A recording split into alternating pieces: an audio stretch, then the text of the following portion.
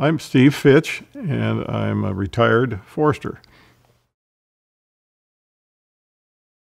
Well, you might say that my forestry career began when I was 8 years old. At least that's when I decided I wanted to be a forester. What happened was that I read a book, a little book about a boy, a young man, I should say, in a lookout tower. And he would fight fire, he would look for the fires, he'd go down, climb down and fight the fires. He'd take care on days that there was no fire dangers. He would take care of wildlife habitat projects and work on trails. And that just looked like a great life to me. So that's how it all started after I read that book. And my parents realized that, and I was living in the Los Angeles basin at Glendale, and they got me out of there every summer, and we went up into the high Sierras. And then eventually they bought some property in Big Bear Lake and to get me up into the woods, and so that I could pursue my interest in the mountains and the forests. My parents bought an old lodge at Big Bear Lake. We would go up there, and they would have church groups come to that lodge. But it put me up in the forest, and that's what they really wanted to do. And then, of course, I didn't start my forestry career at 8 years old, but I certainly got more and more excited about it. And then I went off to college as a forestry student at Oregon State University. And I got married, and I would like to say that my wife and I pictured, I had been picturing myself in this lookout tower, taking care of the forest, and she pictured herself in this little log cabin up in the forest, and we would be happily ever after under those circumstances, and that didn't happen. In fact, we ended up in 4 states, the Washington office, several cities, and I think maybe we were in the little cabin in the forest for 2 to 4 years, and the rest of it was a really unusual forestry career, I think. I think it's very untypical. We wonder about the things that we have done in the 41 years that I've been in forestry. Of those 41 years, I spent 32 of those in California.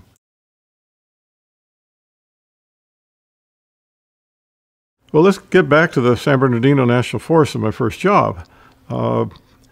Because Southern California doesn't do a lot in the way of timber management, I had the fortune of doing it all. One of my first jobs as junior forester was doing the whole timber job. I was preparing timber sales in the morning, marking timber and laying timber sales out. During the middle of the day, I would go up to Holcomb Valley and administer a timber sale where I would set up landing locations, check stump heights, and all those things that you do when you administer a timber sale. And then in the afternoon, I would follow the logging trucks down to San Bernardino to the Big Bear Timber Company, and I would scale the logs. So I actually got to do the whole timber job because they didn't have big timber staffs in Southern California. But not just timber, I was also the bug crew foreman, and I had insect crew working, cutting and spraying bug trees. That's another thing I wish they'd do more of. We are experiencing right now tremendous loss of timber in the Central Sierras due to the drought. And we lost a lot. Have lost a lot in that Big Bear Lake Arrowhead area. A lot of timber due to insects. And I just can't help but think that if we could continue the bug work, the bug crews, that we wouldn't have some of the problems we're having today. I was, of course, in Southern California. You're always a part of the fire program. And I was learning to be a fireman and a forest fire fireman in the various positions. I was also in Southern California, it's a big recreation forest. These are big forests with a great population of people close by. So you also had to do recreation work. And where those two came together for me for the first time was one of my days. It was one of the 4 days. It was a bad day in the Forest Service. I was on the fire crew at Big Pine Flats, and the fire crew took care of the campground. And the foreman, whose name was Dan, we called him Dirty Dan, he would take the youngest person on the crew, and once a year, when they pumped the pit toilets out, somebody had to go down in the chamber of the pit toilet and clean out, pick up the beer cans and the rocks and things like that, and throw them out. That the sucking device didn't suck those out. And while I was down there, it came to lunchtime, and they pulled Dirty Dan, the foreman, pulled the ladder up and threw my lunch down to me, and that was one of my worst days in the Forest Service. Well, anyway, going on, I transferred over to the Arrowhead District, and I was a recreation staff. I was no longer a junior forester. I was a regular forester now, and I was a recreation staff. And one of the things that was happening there was that the state water project was underway, the Feather River Project, some people call it, but it was bringing water to Southern California.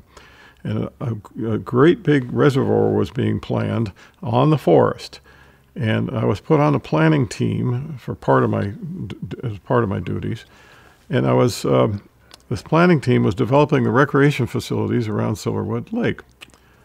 So it was a fun time, starting from scratch with a lot of money with the State Water Project to build campgrounds the way you should build them. But we had a problem, and that is we had millions of people that were going to be visiting this reservoir. And quite frankly, we were not very experienced at handling large numbers of people in a recreation facility. I had never learned anything about that at school. And the forest supervisor and the deputy had the foresight to say, let's send our team to the people that know how to handle large groups, large crowds. They sent us to 3 places. They sent us to Los Angeles International Airport. They sent us to the San Diego Zoo, and they sent us to Disney. And it was my first opportunity to learn about Disney and how they operate, and it was really fun. We spent some time with them. Went through the University of Disney, their employee indoctrination program. But we also learned a lot about how to design facilities for large numbers of people. Amazing what they do, and you don't even realize. For example, I've never been in the women's room, but in the women's room they showed us that they never put the mirrors over the sinks. They put them by the door, so that the people will flow on through.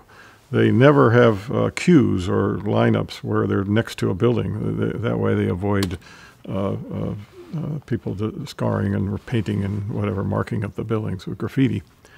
Just amazing things that they do subtly that you never even notice, but they're the experts at handling large numbers of people. At this same time, they were developing at Disney World Fort Wilderness Park. It's a giant campground, and they had never built a campground before. So they asked us if we would critique their development of their campgrounds and help them with campground design, and they would help us design into our facility ways to deal with large numbers of people. So as you see on the San Bernardino National Forest, I really did start out with outhouses, and before my career ends, I'll be in the White House. So probably a non-typical forester career.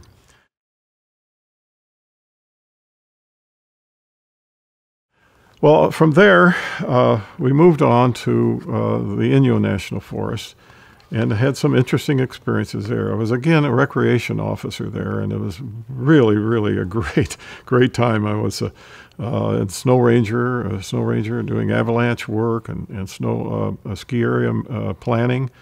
and wilderness management and rescue and all the things that go along with that, building campgrounds and in the beautiful, beautiful Inyo National Forest. I ran into some challenges there, however. One of the first things that the Forest Supervisor and District Ranger asked me to do was around a beautiful little lake there called Silver Lake. They wanted to have a fisherman trail around that lake. The two sides of the lake were, one side was a road and the other side was summer home cabins. These are permits, special use permit cabins. And they are used usually in the summer by people who come out of the cities and want to enjoy the forest. And they are under permit. So the problem is that these cabins, these 4 cabins, tied up the shoreline. And they wanted fishermen to have a chance to have access to that beautiful Silver Lake. It just happened that the owners of those cabins were 4 people that people today may not even know, but one of them was Frank Capra. If you ever saw It's a Wonderful Life, he was the director of that. If you ever saw 2001, he was the director of that. Probably the most important director in the 20th century was Frank Capra. His neighbor was Wally Berry Jr., and he was the cowboy star of the olden days. And his neighbor was Walter Lance, who was Woody Woodpecker. That's the guy that drew the Woody Woodpecker cartoons. These were 4 very powerful people, and they did not want a fisherman trail in their front yards. So that became a rather difficult assignment. We worked it out eventually, but I learned a lot of lessons about how to work with people and people that think they're real important and are real important, as a matter of fact. Well, as it turned out, that same area needed a sewer line to be put in, so we could have sewers for everybody around there. And as it turned out, we decided that a good way to put that sewer line through would be to put those also in their front yards. And they were greatly concerned about that, and we convinced them that was public lands, and there was a benefit to them.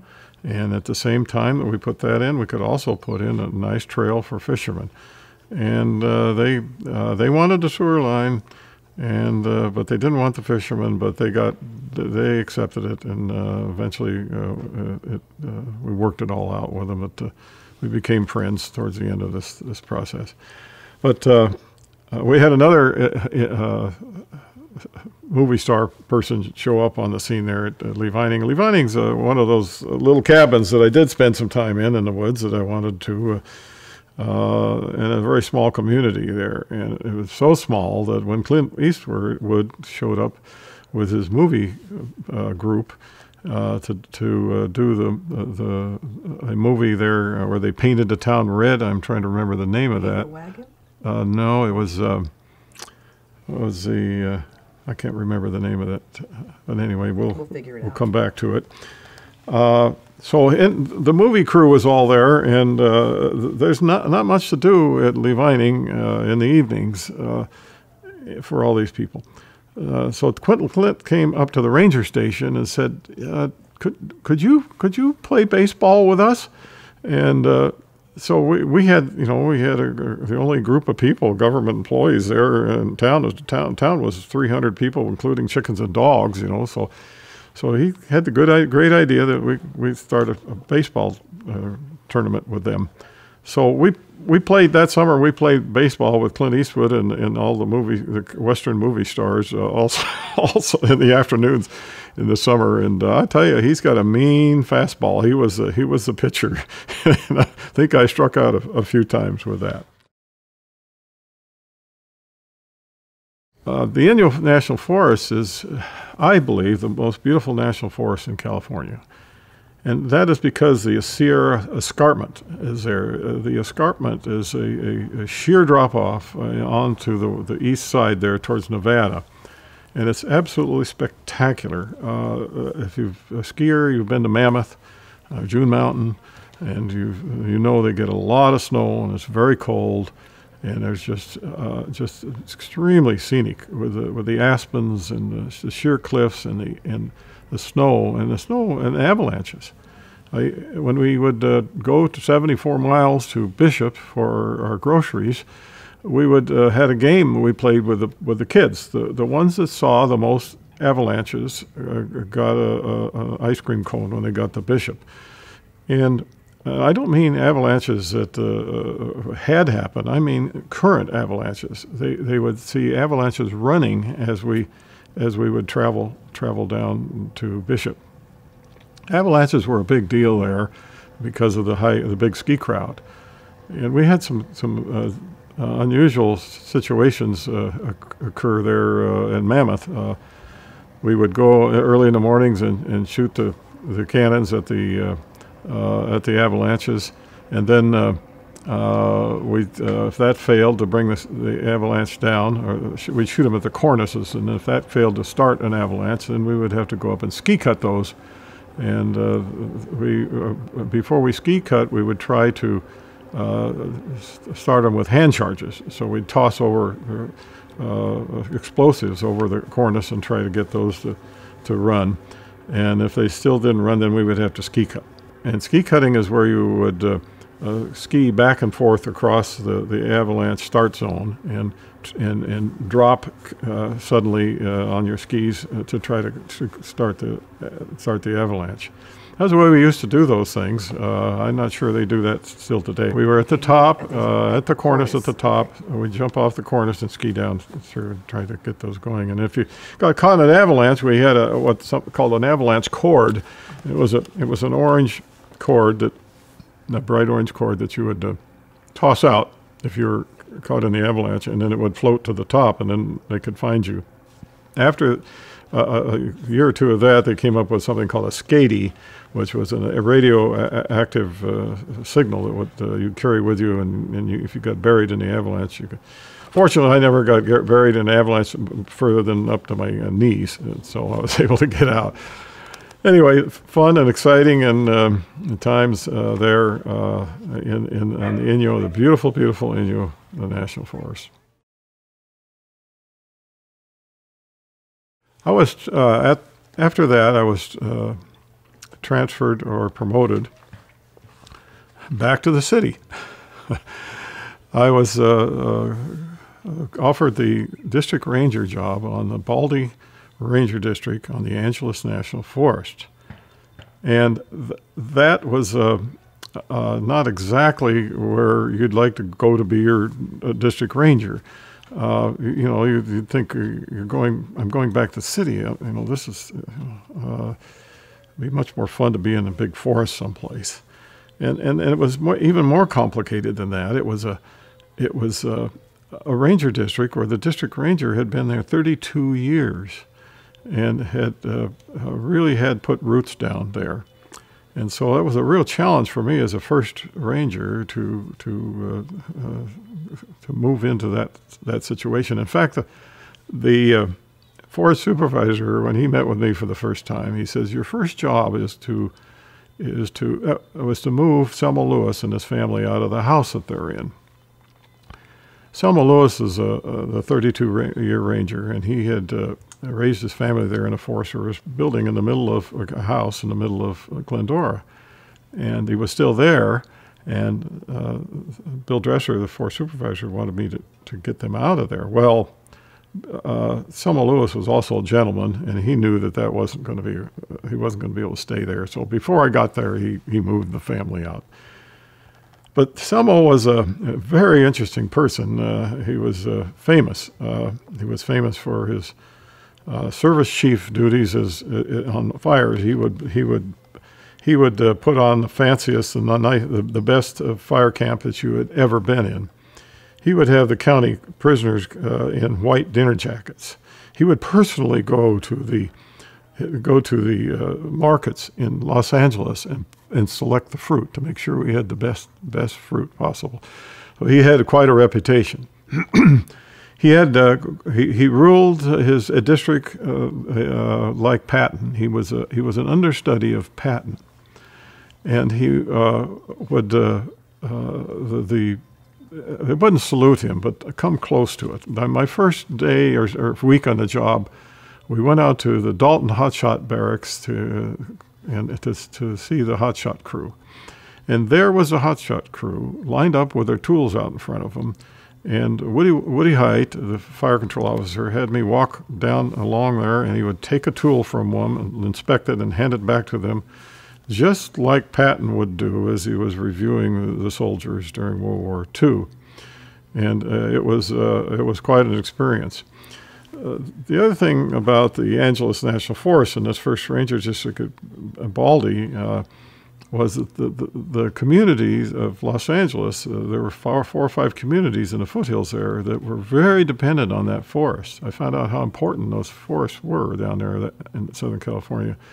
Their water, their fire protection, their communications, almost all their communications were up in the forest, their antennas and so on and so forth.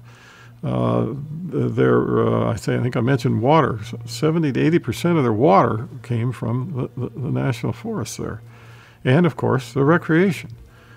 So Selmo, in 32 years, had gained a lot of respect and helped a lot of people with problems through his management of that district. And he was kind of revered.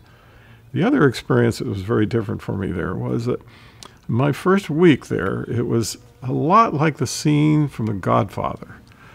People kept coming in, mayors and city councilmen and agency heads kept coming in to meet me and bringing me gifts, tokens and so on. And I thought, this seems less like The Godfather. Our districts are very important. Those forests are very important in Southern California. The other thing about them that's different is they're 24 hours, 7 days a week, 360 days a year, very different than other forests.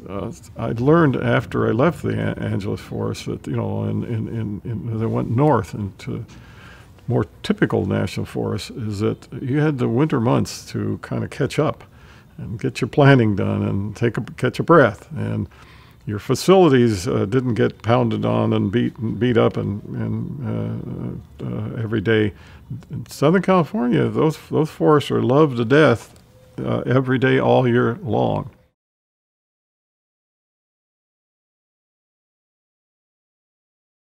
So I also had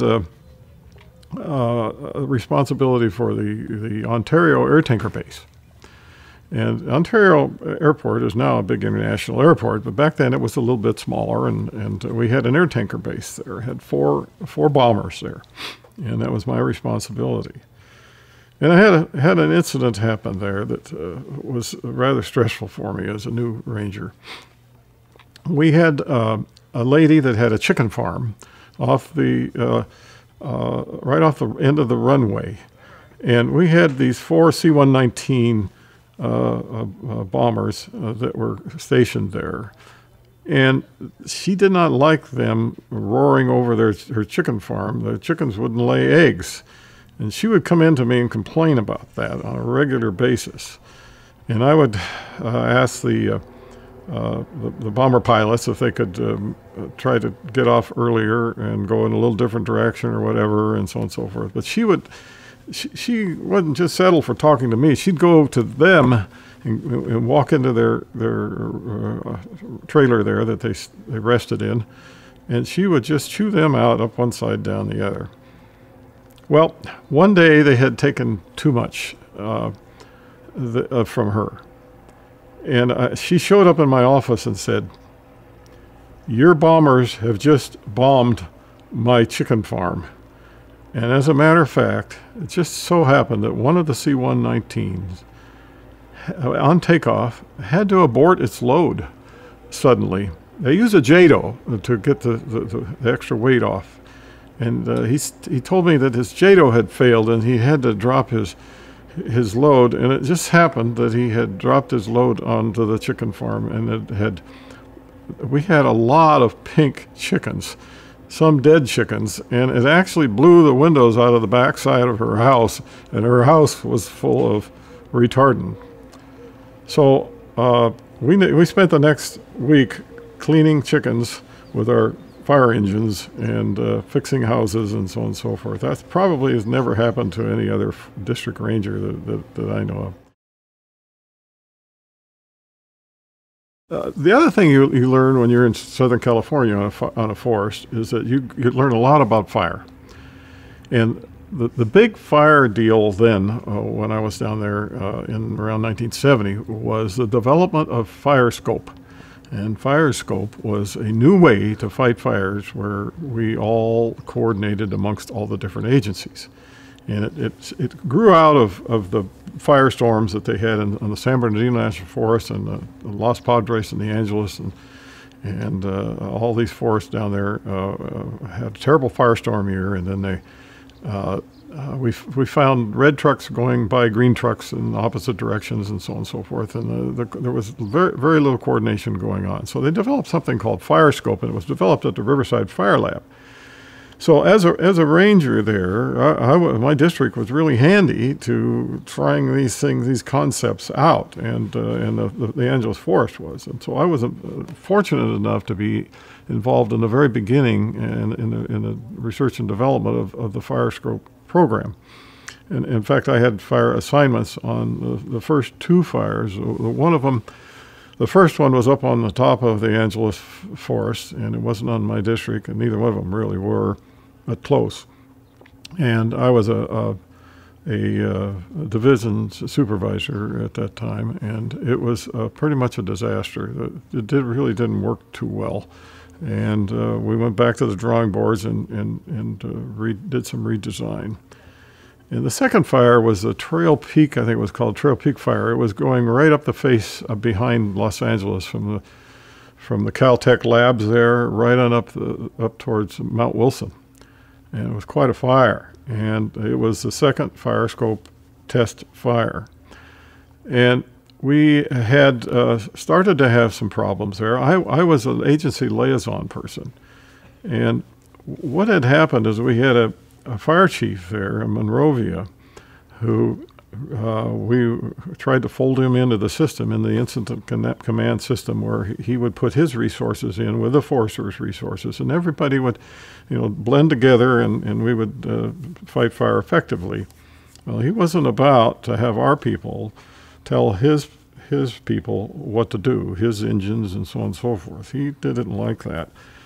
And I got with this fire chief, and I got with the incident commander, and said, hey, why don't we make this fire chief a division supervisor, and let's give him some helicopters, some county helicopters, Forest Service helicopters. Let's give him some resources that aren't his, Forest Service engines and so on and so forth, and see how he likes it then.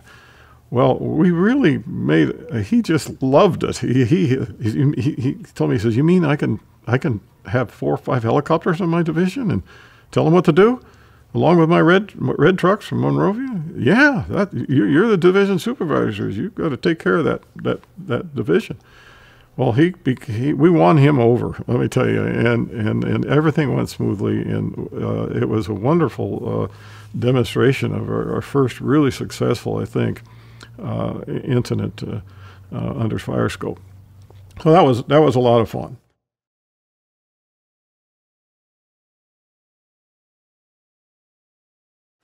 I had some not so good experiences also on the Baldy District.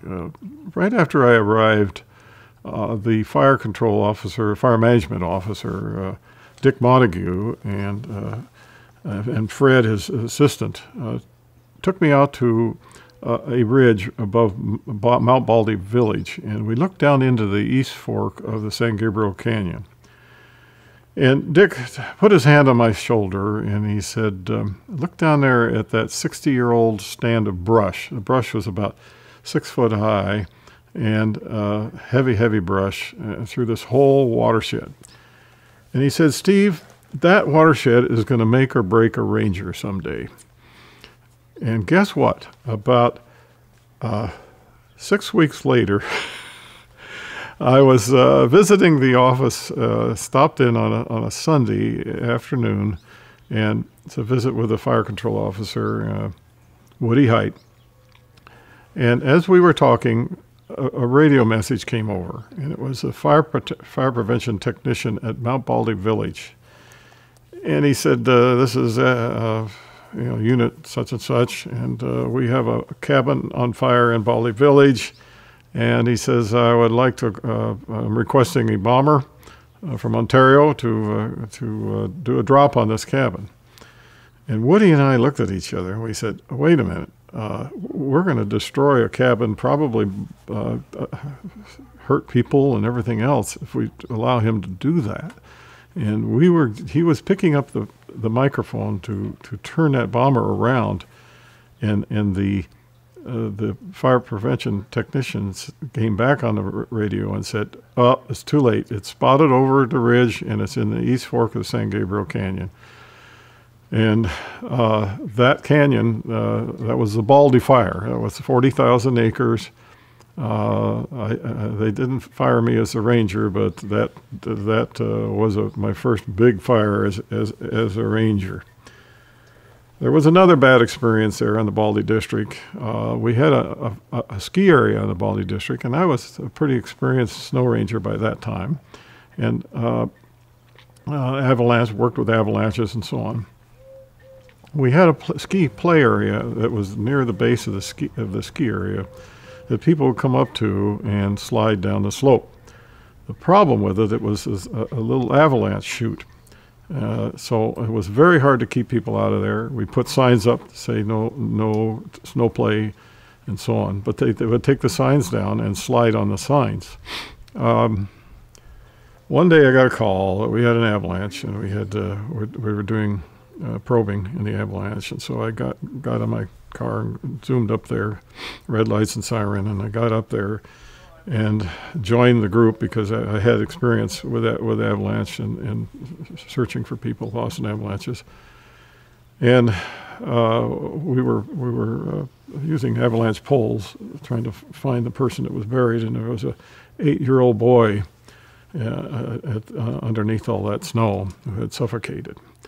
And that was the age of my son at that time. And I had to carry that boy down and hand that boy to his parents. And that was a very, very difficult time for me. Anyway, so that's one of the other bad days in the Forest Service.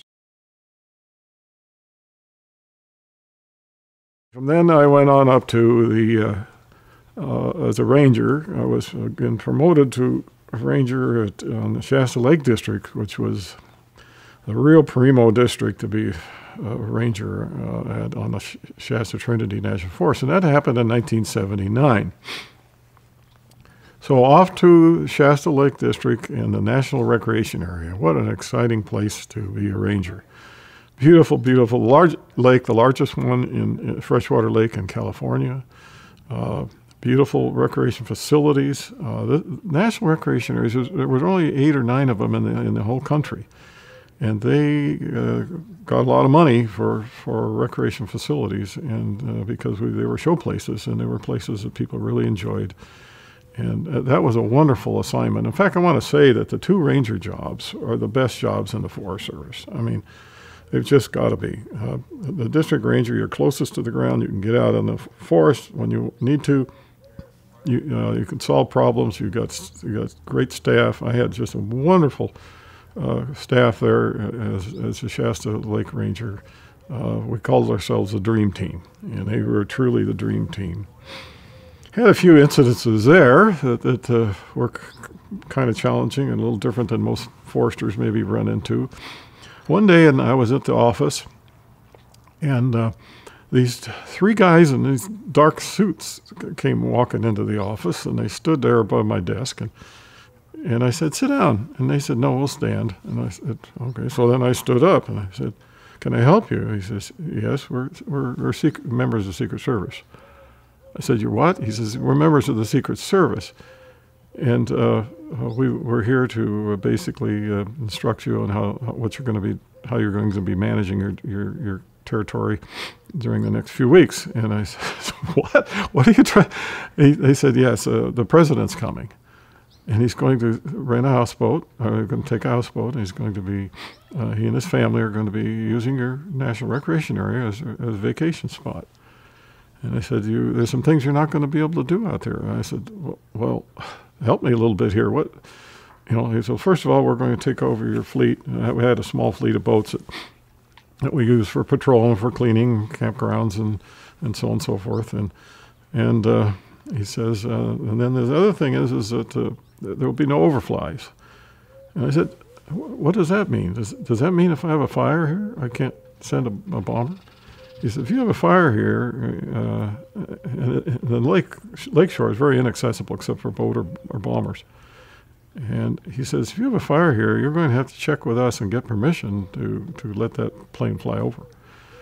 I said, whoa, this is going to be a real challenge. Well, as it turned out, Ronald Reagan didn't show up, but his wife did, and her children, and they did spend some time out there on the lake. And so that was, anyway, something a little bit different that most foresters don't have to deal with.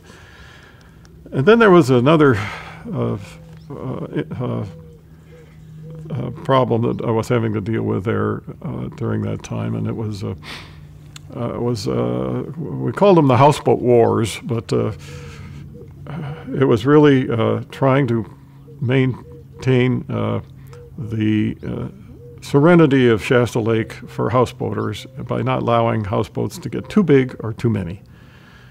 We controlled the numbers, and I had to set a limit on the number of houseboats. And of course, all the resort owners wanted as many houseboats as they could on the lake, and the people that had private permits for houseboats, they wanted more permits, and people wanted to buy houseboats and put them on the lake. And we limited the size, because you can imagine that these houseboats were at that time 40 feet long and 10 feet wide. You can imagine being in a quiet fishing cove, enjoying your fishing, and then a building would come in next to you, because they were wanting to make them 3 stories and 60 feet long, and I just put a limit on it. I said, we just can't do that. We've got to maintain this as a national forest, a place for recreation, casual recreation, quiet recreation, and not just fill it up with these monster houseboats. And of course, it's a wonderful lake to houseboat on, and that's a very important recreation endeavor there. But we had to have some controls. Well, there was a fellow that lived out there on the lake, and his name was Merle Haggart, and he had a cabin on the lake. He had 3 permits. He had a cabin permit, and then he had a houseboat permit for his own private houseboat. And then later, he had a permit for a resort. He decided he wanted a resort, so he bought the resort and got a permit for that.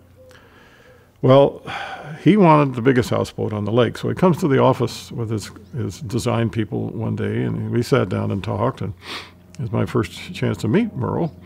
And he said, I'm building a houseboat, and it's going to be 15 feet wide or 14 feet wide, and it's going to be 60 feet long. And I said, Merle, I just can't allow you to do that. Mr. Haggard, I said, I can't allow you to do that. And he says, and he kind of disagreed, of course, and pushed back a little bit. And I said, I've just got to keep the standards somewhere. I can't. Once we open them up for you, I've got to open them up for everybody. So I just really can't let you do that. So he kind of stomped out. And about 6 weeks later, one of the houseboat manufacturers sent me a note that they were building a large houseboat. And sure enough, Merle was building an oversized houseboat. So I got a hold of Merle, and I said, I got a hold of the builder and said, we've got to stop that. If they're planning on putting it on Shasta Lake, I'm not going to issue the permit for it. Of course, Merle was back in and hopping mad and so on and so forth. And it wasn't too long after that I got a news clipping from Merle Haggart. And it was a picture of Merle Haggart on the Los Padres National Forest on a ranch. And it was Ronald Reagan's ranch. And he was sitting on a stone wall. And on one side of him was Ronald Reagan. And on the other side of him was Nancy Reagan. and they both had their arms around Merle Haggard. And he wrote across that newspaper article, "Ranger, I'm going to have your job." And I thought, he's probably right. I work for the president. And anyway, so it wasn't long after that. The regional forester requested that I meet the Assistant Secretary of Agriculture at the airport at Redding for a meeting. And the forest supervisor and I, the ranger, met with the Assistant Secretary of Agriculture, and he says, "You need to work this thing out with Haggard." So I learned a lot about politics in that incident, and so we kind of worked it out. We made it so that he had folding walkways on either side of his houseboat that he could unfold when he got to a bay or whatever, but he had to keep them up at the dock, and he had to keep them folded up when he was underway, and so on. So not a very good solution, but nobody else, there wasn't any pressure, took the pressure off of me of people wanting bigger houseboats. They didn't want to put folding houseboats out there, and they couldn't, nor could they afford them. Well, it's not over. The story wasn't over at that point.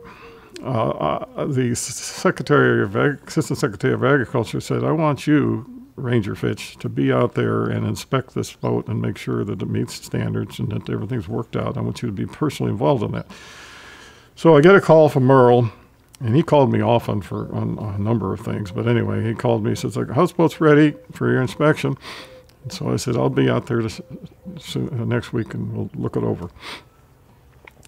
So I showed up in my uniform, and there's Merle on the front deck with having a beer with a buddy. And he said, "Oh, I'm glad to see you, Ranger Fitch." He says, "You're going to love this houseboat." So he started touring me through the houseboat. And he had, the first thing he showed me was his inside fishing port. He had a hole cut in the floor so that he could fish from inside on days that were inclement. The weather was inclement. And he showed me his wonderful sound system and demonstrated that, and so on and so forth. He said, "I want you to see the jacuzzi." And he's got an indoor jacuzzi in his houseboat. This is a really nice houseboat. And so I noticed there was a fellow with a camera walking around with us. And so he takes me over to the door of the jacuzzi, and he opens the door, and I'm standing there in my uniform, and I stepped inside, and there's Lonnie Anderson in the jacuzzi, buff naked, and the cameras are rolling.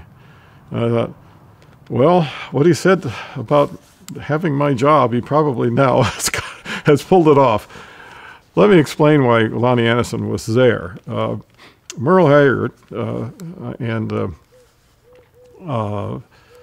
the other Western singers during that period of time all wanted to get resorts, and they would entertain at their own resorts. And Merle had bought the Silverthorne Resort, and he was entertaining at the resort. Dolly Parton had just started Dollyland. And what they'd do is they'd go around to each other's resorts and entertain at each other's resorts. And that's what Lonnie Anderson was doing there. She was an entertainer, and she was entertaining at the resort.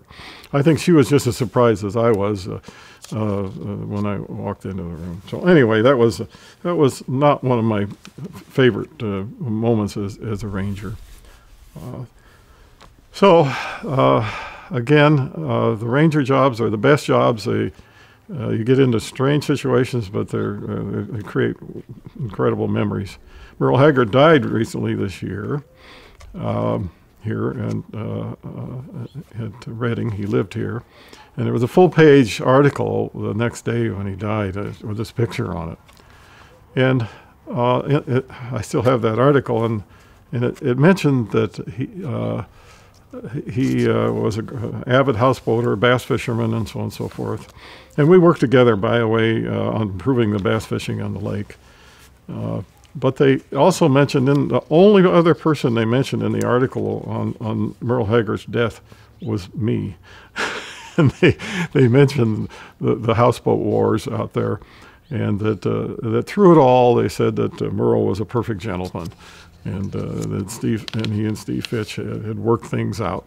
So I thought that was interesting that the only person they mentioned besides Merle Haggard was old Ranger Fitch.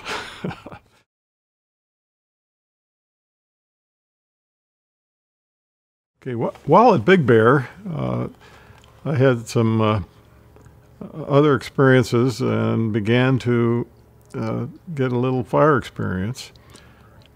I had a wonderful mentor there. His name was Ron McCormick.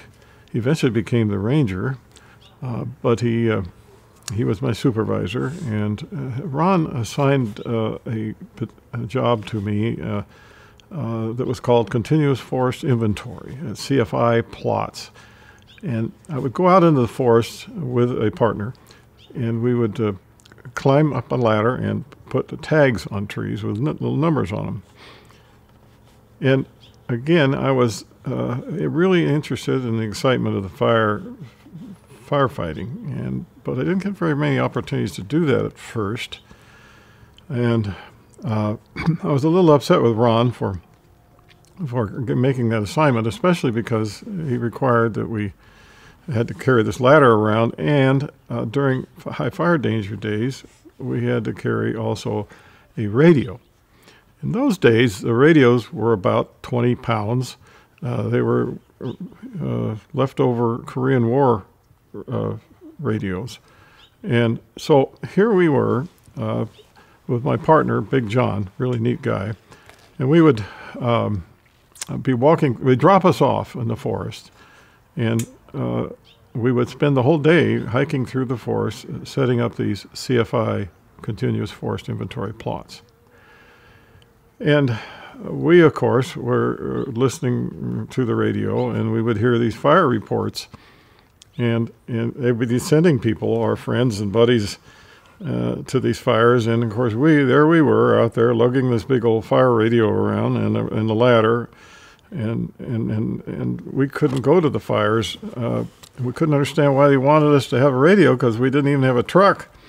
And so one day we kind of had it. The big old fire took off, and Del Rosa was a dispatcher. And Del Rosa says, "This is Del Rosa. We'd like the Lytle Creek engine to, at that time we called them tankers, Lytle Creek tanker to roll to the location of this fire." And then they'd say, we'd like the Arrowhead tanker to roll to this fire. And then they say the Big Bear tanker should roll to this fire. And John got so upset, he grabbed the microphone of that radio and he said, "Del Rosa, this is Big John. Do you want us to roll the ladder to this fire?" Anyway, the next day we had to both appear before the dispatcher. His name is Smith, and he's was a father of a friend of ours who's now who was in the Forest Service and has been a big part of his career in California. But anyway, Snuffy Smith chewed us out up one side and down the other for interrupting the fire dispatch program with our ladder. Anyway, that was fun. But my mentor, Ron McCormick, was a wonderful guy and has mentored me all the way through my career, along with Don Bauer until he died. While at Shasta Lake and at Baldy, I got involved in as a trainer with the NARTC. That's the National Advanced Resource Technology Center in Marana, Arizona. And that was a really fun part of my career. What we did is put on courses there for fire generalship, fire behavior, and a course called Fire for Line Officers. And the Fire for Line Officers was to help line officers to be able to interface with incident command teams and fire teams and make good decisions. The teams, when they came to a fire, they needed the counsel and advice of the line officer when they were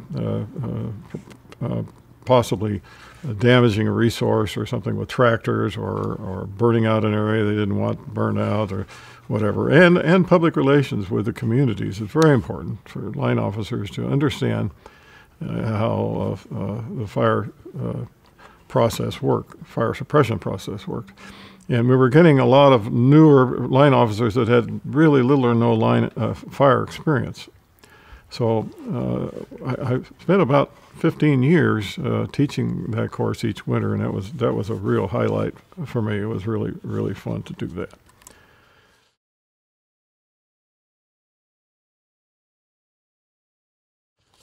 So moving on, I'd been on the Shasta Lake District for about 6 years, and they like to move people around, and I was afraid that I was going to be moved to the regional office in San Francisco. Neither my wife or I really wanted to end up in that big city of San Francisco, and I was really enjoying the ranger job. So we were having to start to think about where the next job was going to be.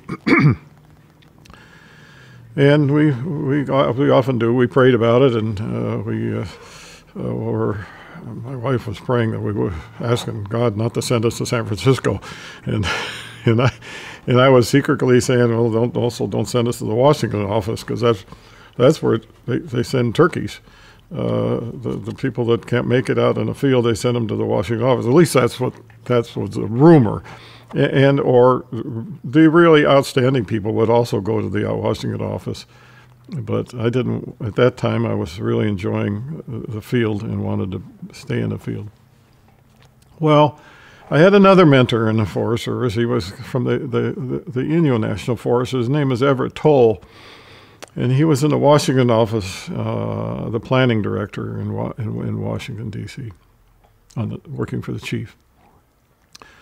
And one day I got a call from the forest supervisor. He says, do you know anybody by the name of Ev Toll? And I ducked. I said, uh-oh.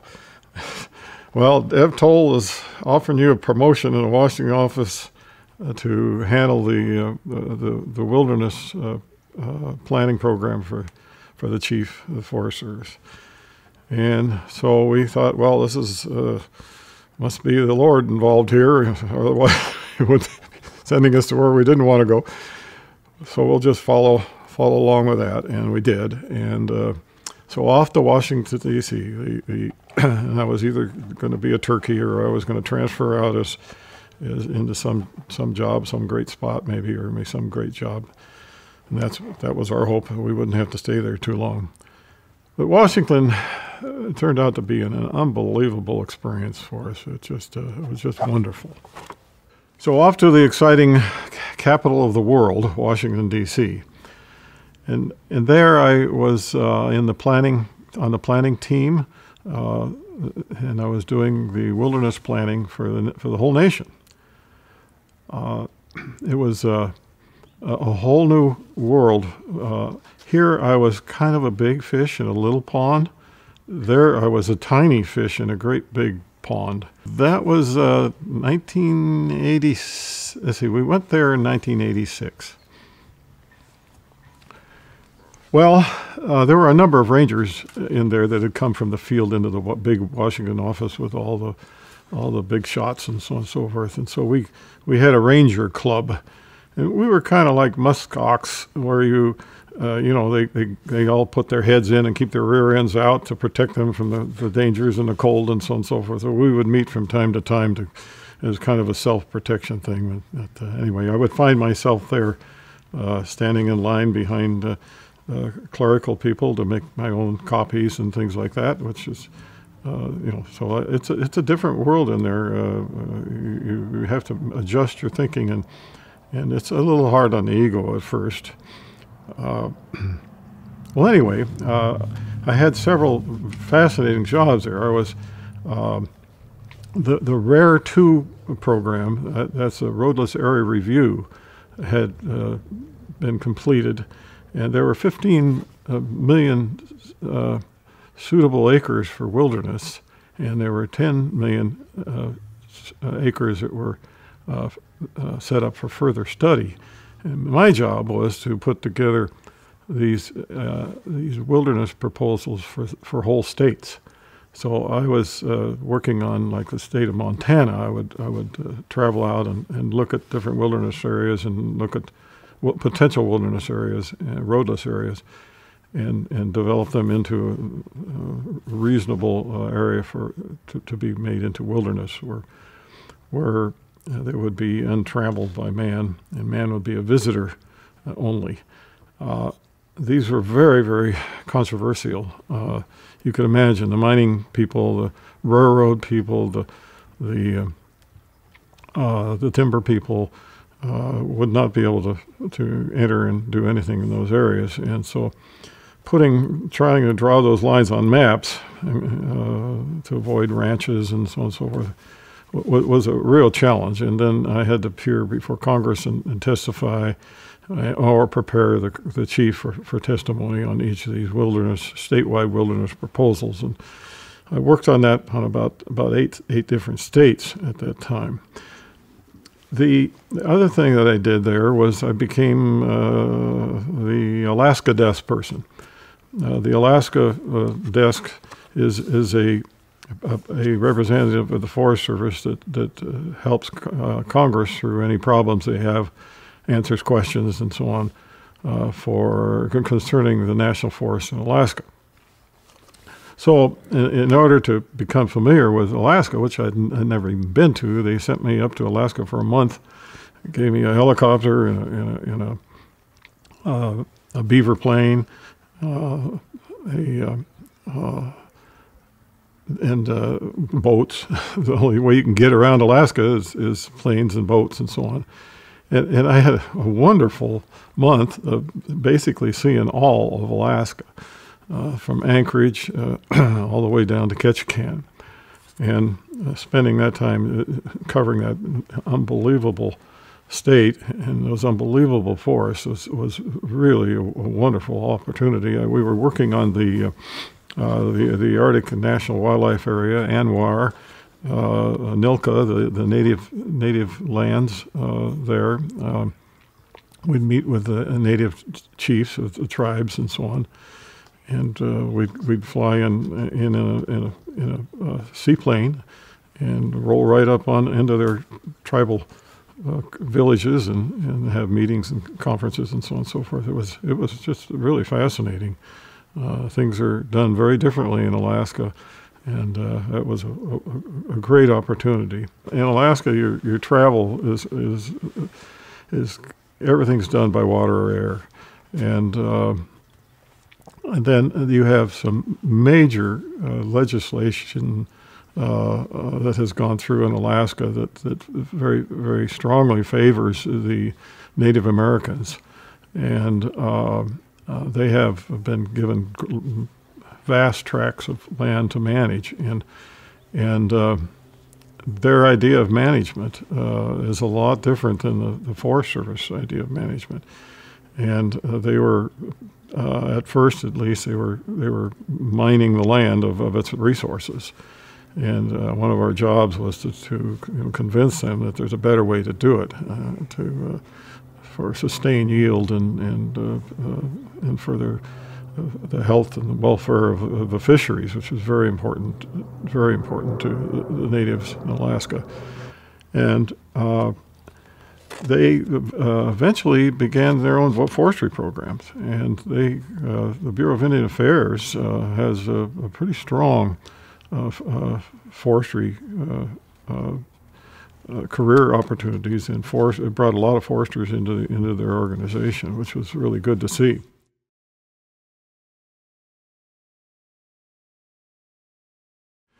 Probably the most exciting thing that happened to me while I was in Washington is for some reason I was selected to be a Congressional Fellow. And what that meant is that I would step out of my job there with the Chief of the Forest Service and go to Congress. And I would be on the staff of a congressman or a senator. And a senator selected me to be his staff person. And this senator happened to be about the second or third most powerful senator in all of Washington, D.C. His name is Pete Domenici. He's a senator from New Mexico. He's been a senator there for many terms and was a very popular person. He was the chairman of the Budget Committee, Senate Budget Committee. He was the chairman of the Energy and Natural Resources Committee, and when you've got control over the budget and control over energy and natural resources, you're pretty powerful. That was during the Reagan administration. He was also in the Rose Garden Committee for Reagan's kitchen cabinet. He would meet once a week in the Rose Garden with this group of senators and congressmen. There's just very few people that he would meet with. So he really had his hand on influencing government, and I was really blessed by being picked by him to be on his staff. And what a world to step into. Worked in the Dirksen building.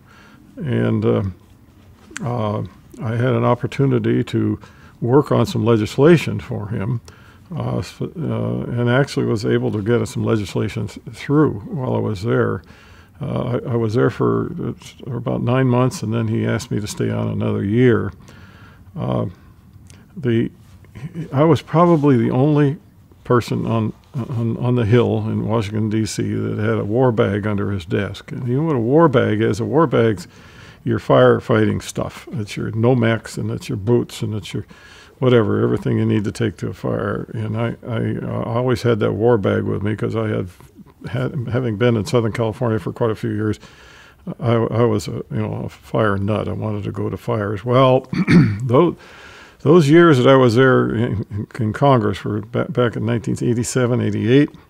If you remember, we had the huge fire campaign in out west here. The place was burning up. Yellowstone and Montana was on fire. California was on fire, and the big fires of 87. And I wanted to be on those fires.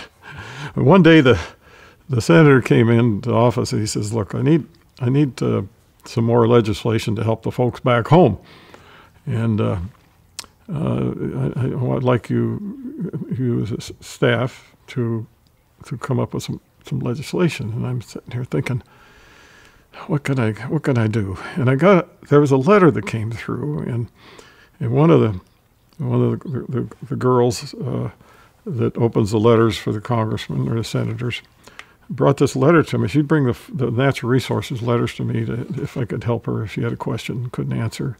And this letter was from a landscape architect, and he was assigned to a fire. That was back in the days when everybody in the Forest Service participated in a fire. Whether you were a biologist or a landscape architect or a fireman, you went to the big fires and you had a job that you did. And this landscape architect was on a fire on the Klamath National Forest, and he was sick, and it was his birthday. And he wrote the senator and said, "Can you do something to help me? Because there's a very unfair program here where it says you cannot, you're paid on fires up until a certain number of hours and a certain amount of money. And you're unable to, we will no longer pay you after you reach the level of a GS-15. And that was the rule. And I opened that letter and I read that and I said, that's it. There's some legislation we can work on. So I worked on the Firefighters Pay Equity Act, or I put together the Firefighters Pay Equity continuing resolution to pay back all the firefighters during the firestorms of 87, pay back them the money that they weren't, the salaries they should have been making while they were out on fire. We actually had 2 people die out there on those fires that were not on the payroll. In other words, they had maxed, we called it maxed out. And so very popular bill with the Western congressmen and senators, and I had a whole bunch of co-sponsors and sponsors. In fact, I got 7 co-sponsors one day in the elevator in the Capitol from the first floor to the 3rd floor, where they go out on the floor. I had them cornered in the elevator, and I got them to sign on to that bill. It turned out to be a permanent bill. We made a permanent change in the rules, not just a continuing resolution. So anyway, that was a wonderful opportunity, especially for a fellow. Some of the staff would go 3 or 4 years without getting a bill through, and they marveled at how I could get that bill through. Well, that was an easy one. I was working on a New Mexico wilderness bill, a bill for all of New Mexico. That's one of the reasons Pete Domenici picked me. And I was working very hard on that for almost 2 years. And it was going well. The big issue there was water, and the issue was the ranchers needed water development out there. And if we were going to put all these wilderness areas, roadless areas to wilderness, it would preclude them providing water developments for their cattle in New Mexico. It was a bill that was over the whole state and had a lot of controversy, but we actually got the environmental groups to sit down with the ranchers and with the miners and the other people and work it out. And it was a very wonderful process. In fact, the governor of Oregon sent one of his staff to my office one day, and he came in and he says, we want to know what you're doing here. He says, we understand you've got the holy grail of wilderness bills going in New Mexico. And it puffed me up a little bit, but it wasn't me. It was just some wonderful people out in the state that were willing to sit down and hammer out their differences. And it was a great process. And so I was very close to getting that wilderness bill through Congress, in addition to the firefighter bill. And one day, a guy shows up at the office here in Dirksen and knocks on my door, and he comes in and he says, I want to talk to you. He says, so let's go down and have an ice cream cone. And there was down in the basement, there's a place that they had on hot days, you could get your ice cream. And I said, who are you with? He says, the Sierra Club. I said, oh, a national organization. And I said, what are you here about? He says, well, I'm here to tell you that your bill's not going to go through. And it just absolutely crushed me. I had almost 2 years of work into that bill. And I said to him, I said, what's the matter with it? I said, we've got the environmental organizations throughout New Mexico supporting it. We've got the industry supporting it. He says, you're solving the water problem in wilderness, and we're not going to do that in New Mexico. We're going to do that in Colorado. And I said, what do you mean? He says, well, if you look at Colorado, we need a state wilderness bill in Colorado. And he says, if you look at Colorado, you got Denver down below, and you've got all these mountains right above it with all these water resources up there. And Denver, of course, really wants that water for the citizens of the city. And he says, we want it for wilderness. He says, we're going to hammer this thing out in Colorado. We're not going to do it in New Mexico. Killed the bill. He killed the bill. I learned something from that. And I learned it again here in the state of California, working on the Quincy Library with the Quincy Library Group. Is no matter how well you think you've got people working together at the local level, the national organizations can come in and destroy a good proposal, a good forest management proposal. All it takes is the national organizations not like it. So that was a discouragement, but also a learning opportunity.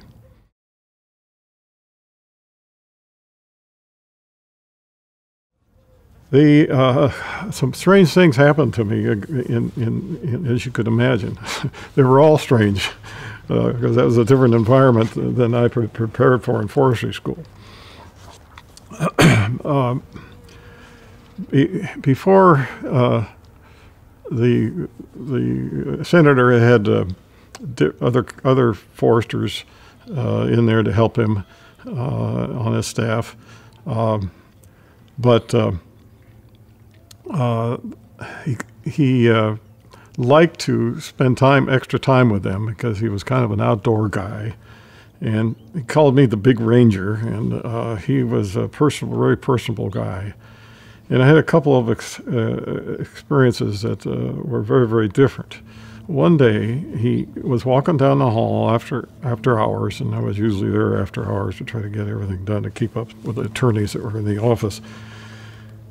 And he said, "Big Ranger, come have a beer with me." And I said, "Yeah, okay, let's go." And when he said a beer, he meant near beer because he knew I didn't drink. And he was told by his doctor he had either quit smoking or quit drinking, one or the other. So he gave up the drinking, and so he had near beer.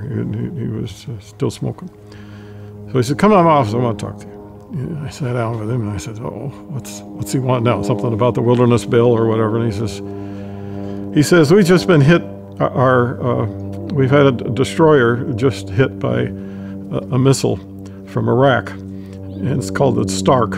If you remember, we lost 7 men in the Gulf when Iraq fired a missile at us." He says, "I've got to go down there tomorrow and meet with the president at the Rose Garden." And he says, we're either going to go to war or we're going to do something else. We're going to come up with some other alternative." He says, "What would you do if you were me?" I looked at him. I about fell out of the chair. The senator's asking me to decide if this nation's going to go to war with Iraq, because he could have an influence. He was, like number 1, number 2 guy here. And I tell you, it shook me. It really shook me. And I told him, I says, "I'm kind of a conservative, and I'm kind of a hard-nosed guy about these kind of things, and I would normally say, hey, let's go to war, but, I've got 2 sons that are draft age right now, and I don't know if there's anything worth over there, those 2 boys dying in the desert." And I said, "It's not a fair thing to ask a forest ranger." He said, "Well, you're the closest I've got to the man on the street." He says, well, anyway, so I had some other experiences there. Another one was a little more fun. And one day he liked to talk hunting, and he had a new shotgun, and he was going back on Thursday to the state to go quail hunting, and he wanted to know what loads to use in it and so on and so forth. He knew I loaded ammunition. And so he called me in his office, and we were chatting about hunting in New Mexico on quail and all that kind of stuff. And the secretary came in and says, "The senator, your 10 o'clock is here." And I says, "I better leave." And he says, No. Tell the 10 o'clock I'm busy right now." So a few minutes later, the secretary came in and says, "Senator, 10 o'clock's getting a little bit anxious." And he says, "It'll be a while." He says, "It'll be another 10 or 15 minutes.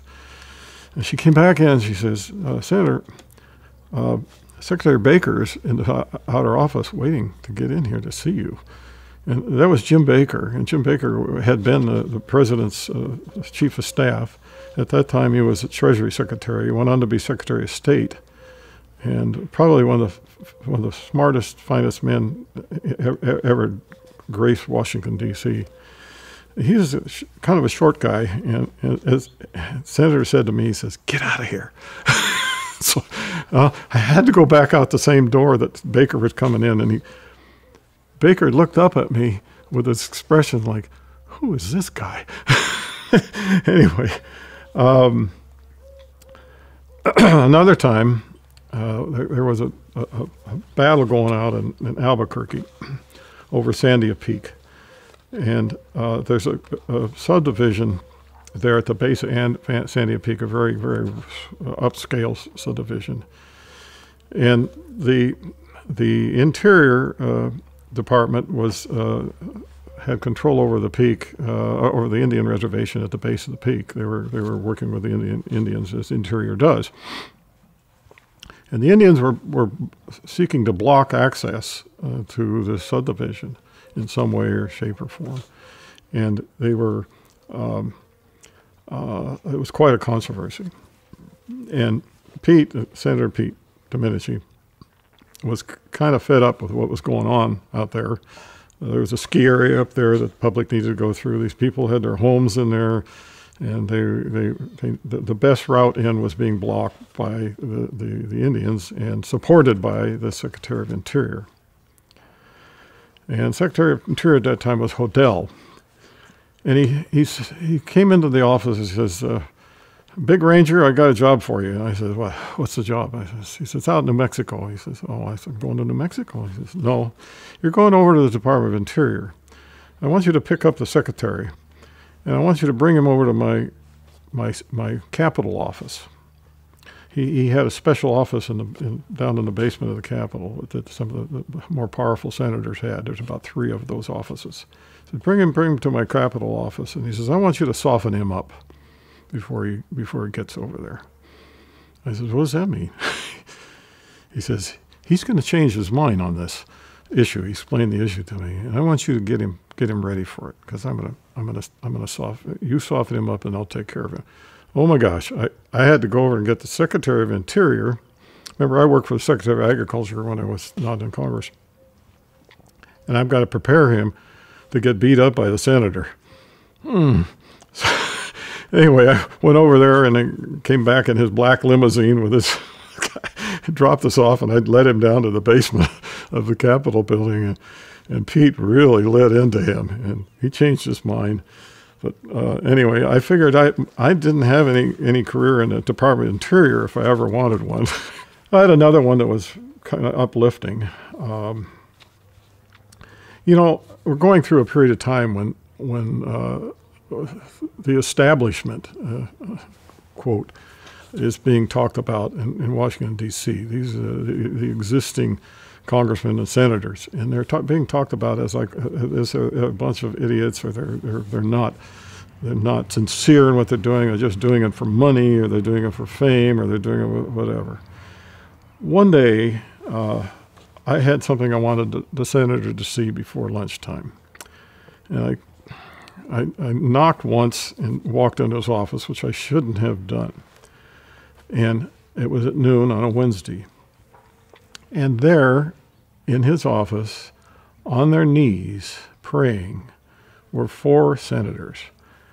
Senator Hatfield from Oregon, Senator Armstrong from Colorado, Senator Sam Nunn from Georgia, and, of course, Pete Domenici, along with the Senate chaplain, Halverson. Those 4 senators, now you got to think about that. Hatfield was a liberal Republican. Armstrong was a conservative Republican. Sam Nunn was a strong Democrat, one of the most powerful senators in Congress. Sam Nunn was the chairman of the Armed Services Committee. And they were on their knees praying for the nation. And that had a real impact on me. It told me that there's some really fine people up there that aren't all puffed up ego folks, and that's not why they're there. They're there to serve. They're there to make this a better country. And so that was a really, really neat experience. Before I left there, another incident happened that was my second most miserable day in the Forest Service. I got to tell you about. I was back working for the chief, and working on wilderness bills for the chief. And I had just had my gallbladder removed about a week before. And I had the habit of going in early and on the metro. And I got in early, and I wasn't supposed to be back at the work. I was supposed to stay out another 4 or 5 days. I went in, and I was not feeling very good, and I got in there, turned the light on in the office, and I immediately got a call from Lamar Beasley, Deputy Chief of the Forest Service. He says, "Fitch," he says, read up on the Cherokee National Forest Plan, and get down here to the office to meet with the chief here in a few minutes." And I'm working on wilderness. I'm not working on the forest plan so much. although my job was to take people, forest supervisors around to their congressmen and to the special interest groups, the industry and wilderness and so on and so forth. When their forest plans were completed, I'd take them around and introduce them and help them get through the explanation of their forest plans. So the chief thought I was an expert in forest plans. Well, I really wasn't, but anyway, Lamar Beasley says, "You need to get up here. We've got a problem. You got to help us with it." And so I called out to the Cherokee National Forest immediately, and they said, the forest supervisor is not here. He's out on a fire. I said, "What's a forest supervisor doing out on a fire this time of day?" And so on. And I said, so I grabbed the plan, the Cherokee National Forest plan, and I started reading the abstract. And I got about 2 sentences down on the abstract, and Beasley calls, Deputy Chief Beasley, excuse me, whom I like, says, "Why aren't you down here?" And I said, "Oh," he says, "we need you down here right now." So I grabbed this big forest plan and everything I could think of and put it under my arm, and I run down those long halls. The Department of Agriculture building has the longest halls in all of Washington, D.C. By the time it was a 90-90 day. A 90-90 day in Washington, D.C. means 90 degrees temperature, 90% humidity. By the time I got to the chief's office, I was perspiring profusely. I got in, I sat down. There's the chief of the Forest Service, Max Peterson, and there's Dale Robertson, the deputy chief, associate chief, and then there's Lamar Beasley. And they said, "Okay, we have Senator Al Gore is going to thinking about appealing the forest plan of the Cherokee National Forest, he's appealing it. His appeal is concerning the use of herbicides, and we want you to meet with him, and we want you to convince him not to appeal." And the chief said, "I'm going with you." That's Max Peterson. And he says, and I said, and I'm looking at my notes, and I'd had about 3 little pencil marks on the notes, and literally the sweat, perspiration was dripping off of my face onto my notes and smearing the pencil marks on the notes so that I could hardly read it. And I said, I laid it out in front of the chief, and I said, this is all I've got. I said, I haven't even read the plan yet. I've just made a few little notes here. And he says, he kind of lays back in his chair and he says, "Well, that's a hell of a lot more than Gore's going to know." He says, you'll do just fine. And he says, "But I can't answer his questions because," he says, "on appeal, it will come to me for a decision. So you're going to have to do the talking. And I'll just go along with you." So we jump in. He says, "Be down at the taxi in 15 minutes. So I went back and got more stuff, and I had this big old briefcase full of stuff. No, it didn't have a briefcase. I had it under my arms. And we went up there, and Al Gore ushers us into his office. And we sat down, and the chief leans over to Al, and he says, to Senator Gore, excuse me, he says, "Fitch here is going to answer all your questions because on appeal, So Senator Gore said, "Do you mind if I have some of my staff come in?" So, and chief says, "Of course not." Door opens, and here comes 3 staffers, all 3 of them with armloads of documents. One of them was a Forest Service employee up there as a fellow, and he was a timber and herbicide expert from the chief's office that had stepped out of his job and was up helping Congress. And I thought, oh, I'm dead. So he's bringing in, and Al Gore had done his homework. He had read up on it.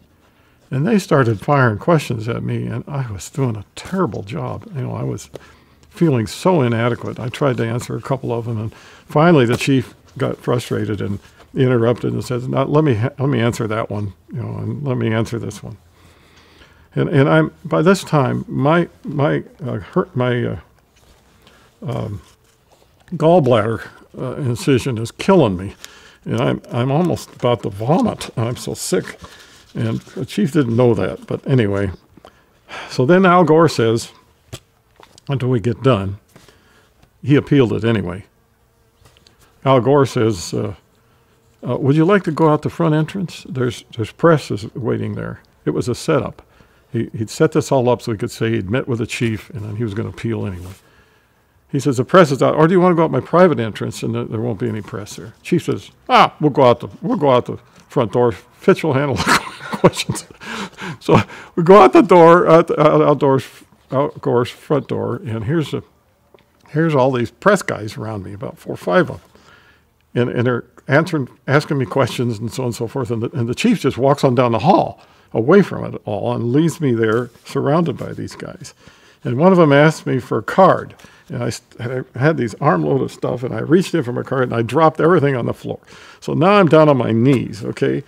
And these guys are still firing questions at me, and I'm looking up for them. I'm fumbling around for a card, and I'm sick. I'm not feeling good. Finally, I get away from them. I get down the hall and catch up with the chief. I get into the taxi cab, and the chief's in the front seat, and I'm in the back seat. And the chief lights up this big cigar. He loves cigars, and he's puffing on the cigar. I'm getting sicker and sicker. He puts his arm up on the top of the seat, and he looks back at me, and he says, Fitch, he says, how long have you been in this outfit anyway? I'll tell you, I figured I was never gonna get to North Carolina. I was going to the turkey closet. So anyway, well, praise God, Max retired about a week later. And the new chief, Dale Robinson, liked me and thought was worthwhile. So I went on to North Carolina. Something happened on my night that I left to go to North Carolina. It was really interesting. I was cleaning out the closet in my office, and my office had been the chief's conference room at one time.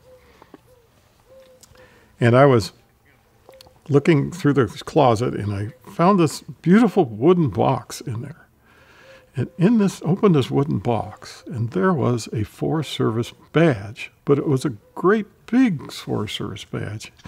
And there was a writing above it that said, "This is the original badge that was made on a cigarette wrapper, drawn on a cigarette wrapper back in 1913 or whatever it was." This was the first badge cast in the Forest Service, and I saw that thing, and I thought about North Carolina. That's where the Cradle of Forestry is. And it was all dusty and dirty, and they basically lost it.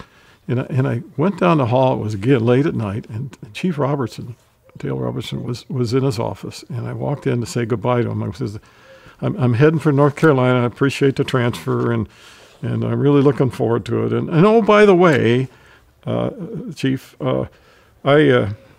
I found this badge there in this conference room, and I think it's the first Forest Service badge, and it's really neat. And it's going to be great in the cradle. Great thing for me to take to the Cradle of Forestry."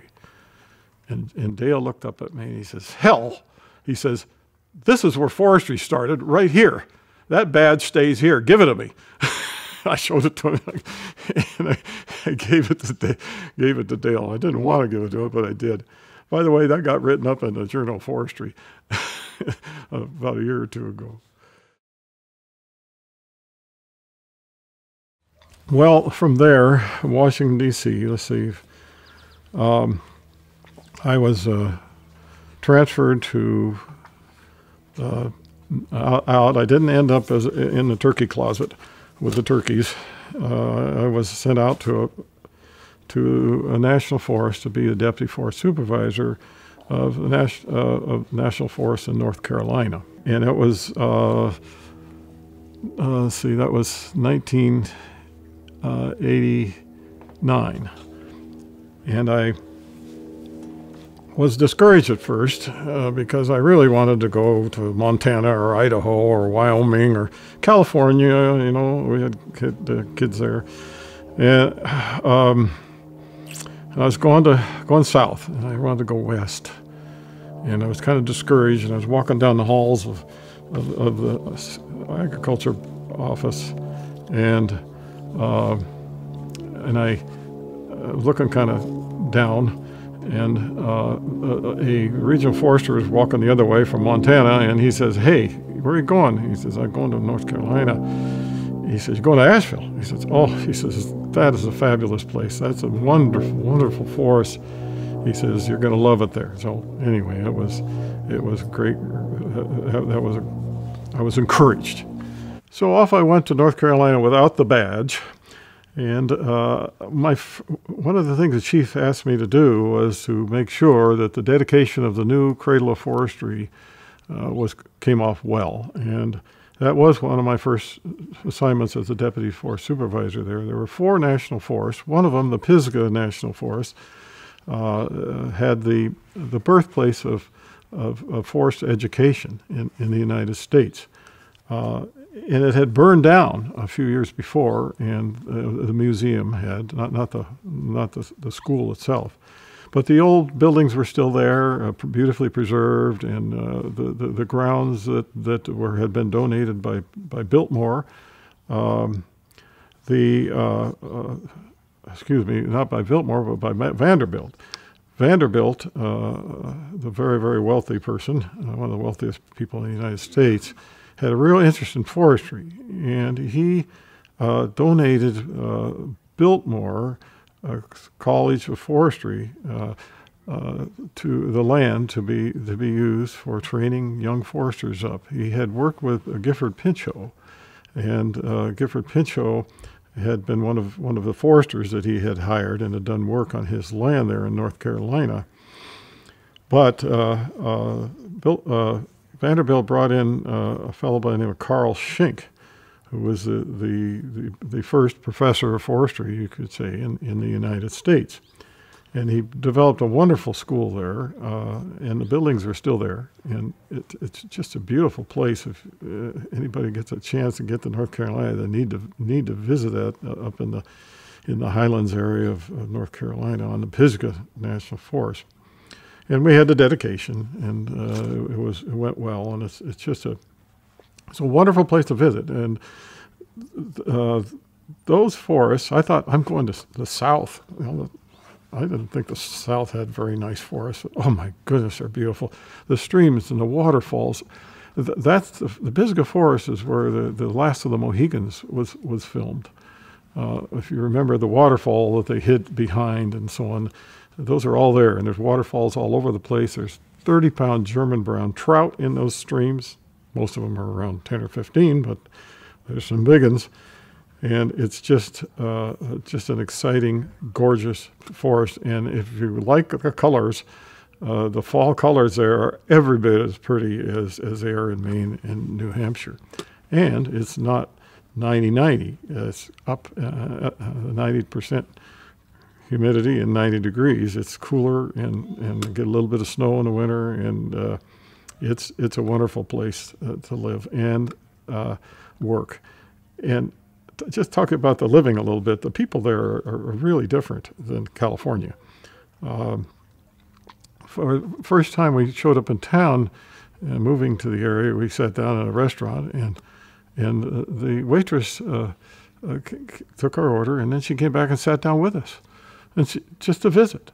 And that typifies the Smoky Mountains. People are much easier going there. They're not in a hurry. And we had left Washington, D.C., where everybody's in a hurry. Everybody's trying to figure out where they're going to go next and where they're going to leave to and so on and so forth. And people just don't have much time for you. Boy, I'll tell you, that's not the case in the Smoky Mountains. It's laid back, easygoing, wonderful, wonderful people. We just love the Smoky Mountains.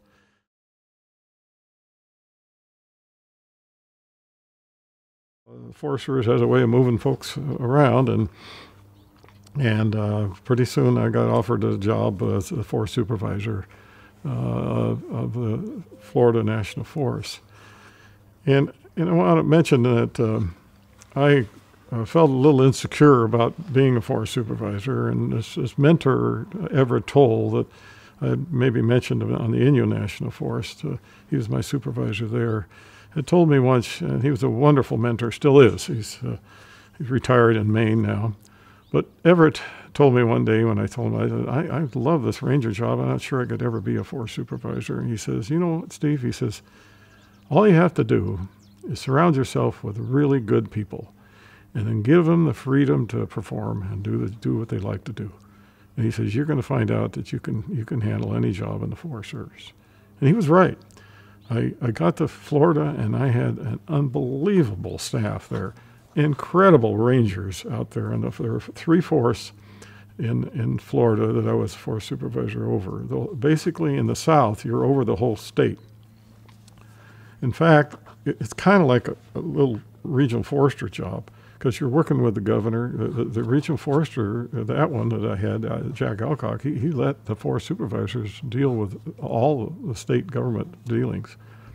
In fact, the first week I was there, I got an invitation to have dinner with the governor at the governor's mansion. I went home and I said, honey, guess what? The governor's invited us for dinner. And you know what she said? What do I wear? Anyway, so the three national forests in Florida, I thought, oh no, I'm going to Florida. There are going to be these muddy rivers and so on and so forth. I still wanted to go out west, and boy, was I surprised. I'll tell you, the Ocala Forest, the rivers there are first magnitude springs. Millions of gallons of fresh water bubble up out of the ground and become instant rivers. And they're crystal clear, no mud, loaded with striped bass and alligators and all sorts of things. But really, really beautiful forests and canoe trails instead of hiking trails and things like that are just outstanding. It was a fun time there. We had some problems facing us I had to work on, and one was the forest plan was going through, and I had just gone through, and we were implementing it, and we had the red-cockaded woodpecker there. Now, out here in California, we have I had the spotted owl, and the issues were very similar. The environmental groups wanted the old growth trees to not be cut. And if you aren't familiar with the forests in Florida and in the South, they're very fast-growing forests, beautiful timber stands, beautiful wildlife areas, beautiful rivers. We talked about that. I talked about that already. But the issues were just as strong, just as severe as keeping the old growth pine, the longleaf pine and loblolly pine, and we were keeping them there to provide a habitat for the red-cockaded woodpecker. I thought, oh boy, here we go, because I was watching what was going on out in California, where I'd just come from not too many years before, and the woodpecker issues were starting to roar out there, and something happened that was very, very gratifying, and that was that the dean of the School of Forestry at the University of Florida in Gainesville called a meeting, and he called a meeting. He brought me in and the state forester in, and he brought in the Sierra Club, Wilderness Society, the wildlife people, the industry people, all the industry people, Louisiana Pacific, and all the big timber companies down here. And he had us in for cocktails and beer and whatever at the university one night. And we didn't know what was going on. And he sat us all down after we'd had a few refreshments. And he says, I've got this proposal to make. He says, I've seen a few lawsuits starting to pop up, and I've seen a few news articles going out, and so on and so forth, that don't sound very, very nice at all, surrounding the red-cockaded woodpecker. He says, do you people really, really want to do what they're doing on the West Coast with the spotted owl? Do you really want to go to battle, spend a lot of money for attorneys to make, beat each other up in the newspapers, and just start a war down here in Florida? Or would you rather save the money and that stress and do it a different way? And we grumbled about it and thought about it and so on and so forth. And of course, everybody wanted to do it better if it could. He says, what we're doing today is what I'm proposing we do. He says, let's call it the forest reform. Anytime you have an issue over national forests or private timberlands, let's agree to sit down, have a beer, and discuss it before we go to the press and before we go to the attorneys. And it worked incredibly in Florida. It made my job so easy. The first issue that came up was a flower that the Sierra Club was swearing up and down that it was a threatened, endangered flower. It was going out of the picture. We were going to lose it in Florida. The industry said, no, we got lots of them. And the way we solved that one was the industry said, I'll tell you what, we're so sure of ourselves that there's lots of those flowers out. We'll pay for the biologists, and you, Sierra Club, you pick the biologists. We'll hire your biologists, and we'll pay their salary to go out and look and inventory this flower. Guess what? There were lots of the flowers. They found a ton of them. But you see how that worked. It was a partnership between industry and the Sierra Club looking into it. It got so that I had a pine down there called sand pine. The sand pine grows about 25 to 30 feet in about 15 to 20 years, and then it dies. Well, what happens when it dies, it burns. In fact, this week in Florida, if there's fires all over, big fires, and I can guarantee you that most of the fires, the big ones, are in the sand pine. It's a huge fire. Sand pine is also the habitat to the scrub jay. The Sierra Club wants to preserve the scrub jay. They don't want to burn it up. We got the Sierra Club to actually support clear cutting in sand pine. I was sitting at Disney, and I'll tell you more about that later, one day with the chief of the Forest Service. He's getting ready to take off and get on his plane and go to Washington. And I said, Chief Robertson, I've got a news article you might be interested in. And it was a half a page editorial by the president of the Sierra Club, strongly supporting clear cutting in sand pine. Dale said, he's look at that. He says, give that to me. I'm going to see the secretary tomorrow. I want to show him this. The Sierra Club supporting clear cutting. He says, this has got to be a first.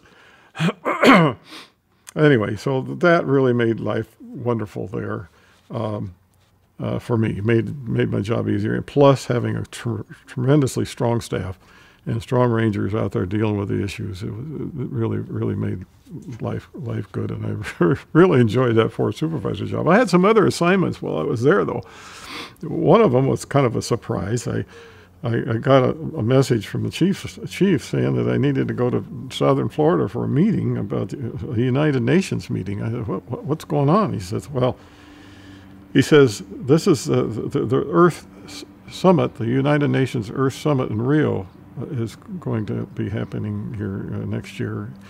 And we would like a position. We'd like you to meet with the staffs that are preparing for that Earth Summit. It's called Globoscope. And so I went on down there wondering, what am I going to do? So I get to this meeting, and sitting around the room are people you just can't imagine. I don't know, what am I doing here? And I'm representing the position of the United States, writing the paper, President Bush's paper that he's going to take to Rio de Janeiro. And I was on a small team of other foresters, and one of the foresters, the one I remember the most, was the Royal Foresters. The Queen's Royal Forester was on our team, and representing United Kingdom, and preparing what the Queen or the Queen's representative was going to be saying in Rio de Janeiro. You got to pinch yourself when you get into those kind of situations. And I, wondered, am I really qualified to be here? Another one that really was fascinating was, while I was there, I got another one of those calls. We'd like you to Disney World is got a job that they're asking for help from the Forest Service, and we would like you to be on a team of 2 people to go down and help them with a pavilion. And if you've ever been to Disney World, there's these great, big, beautiful pavilions that are, General Motors or some company has a pavilion there that's and they're themed. They're each themed. Some are space. There's the ocean pavilion. There's a whole bunch of pavilions, and about 8 or 9 of them. And one of them was the land pavilion by Kraft Foods, and they're all sponsored and owned. Not the land, but the pavilion itself is paid for by some big company. Well, the land, the Kraft Food Pavilion, was going to be taken over by Nestle, which is the largest, I didn't know this, but the largest food, drug, and everything from hot chocolate to whatever in the world. And they were going to take it over, and they wanted to change the way that the rides were and such in Disneyland, Disney World. And the old one, the Kraft one, was how to grow corn and how to make cheese from goats and so on and so forth. It's pretty nice, and they had the little rides you go through there and so on and so forth. But Nestle wanted something bigger and better than that. They wanted they want land to be all the land, the natural resources, the forests, the water, the fisheries, everything. And they wanted a forester involved in that. And this, along with another person from the Washington's office, the chief's office, I was assigned to go to Disney World and spend some time with them.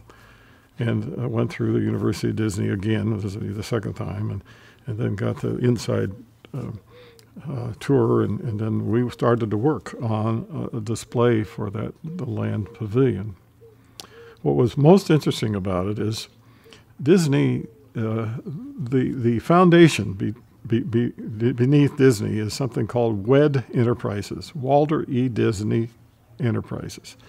And what WED Enterprises is a think tank, and it's in Burbank, and it's a group of brilliant people that think up all these things you see at Disneyland and Disney World and so on, these wonderful, exciting things. That's the core group. That's the foundation of Disney. If you wonder what makes them successful, it's WED Enterprises. Well, heck, we got sent to meet with that group of gurus in a dark room in Burbank with overstuffed couches, all leaking stuffings and stuff, and these folks sitting around, and it looked like a hippie gathering. Back in those days, we talk about hippies. It looked like a hippie gathering. And, they would think, and they'd say, I got an idea. And then they'd all jump all over that person. So we were a little hesitant to bring up our thoughts and ideas. But we did bring up one. And we came up with an idea. It was take a helicopter. Since the theme is the land, let's put people in Disney World in a helicopter. And let's fly over the land. And let's have that helicopter doing agricultural work, like spraying agriculture or fighting forest fires. Let's fight forest fires. It becomes a firefighting helicopter. And then it becomes a survey, to survey crops and survey forests, and they would experience all these different things about the land, measuring water, measuring disease, and in the outdoors. And so anyway, this helicopter idea, and we left, and they liked that. That was one they didn't knock us for. So anyway, here we are, years later. They took a hold of that thing, and instead of the helicopter, though, if you go to Disney Land or Disney World, one of the most popular rides now is called Soaring, and you soar on a hang glider you go up the rivers of California, actually, over the redwoods, and drop over to the Golden Gate Bridge, and anyway, so when you ride that ride, think about us foresters that we had something to do with that Disney ride, which is, I think, one of the most popular, spectacular rides in all of Disney. We had another event that happened there, and I was invited by the chief to attend, and it was a gathering of all the key recreation people in the United States. The chief of the Forest Service, Dale Robertson, and the director of the Park Service invited all the recreation industry people to gather together at Disney World. And it was Michael Eisner, the CEO of Disney, was helped with that. And so, and he invited me because I was a local forest supervisor. I didn't have any special skills or anything, but there I was. And the first night we meet in Michael Eisner's penthouse at Disney World. And I'm looking around, and there are all the vice presidents of Disney were there, every one of them. And there was the CEOs of some incredible companies. And then we were broken up into teams to work out problems in recreation in the United States. Well, on the team that I was picked to attend was some incredible people. One was the son of Coleman, and his name was Coleman. He was the CEO of the Coleman Camping Supply. The CEO of Bass Pro, well, that was 25 years ago, so it's not as big as it is now, but anyway. The CEO of Zebco Reels, and the CEO of Huffy, which was the largest bicycle producer in the world at that time. So another one of those pinch moments is here I am with these guys, and I'm just the forest supervisor in Florida. Anyway, it was a really fun and mind-expanding experience there in Florida. I did become a close friend with one of the vice presidents at that time, and his name is Keith Camback.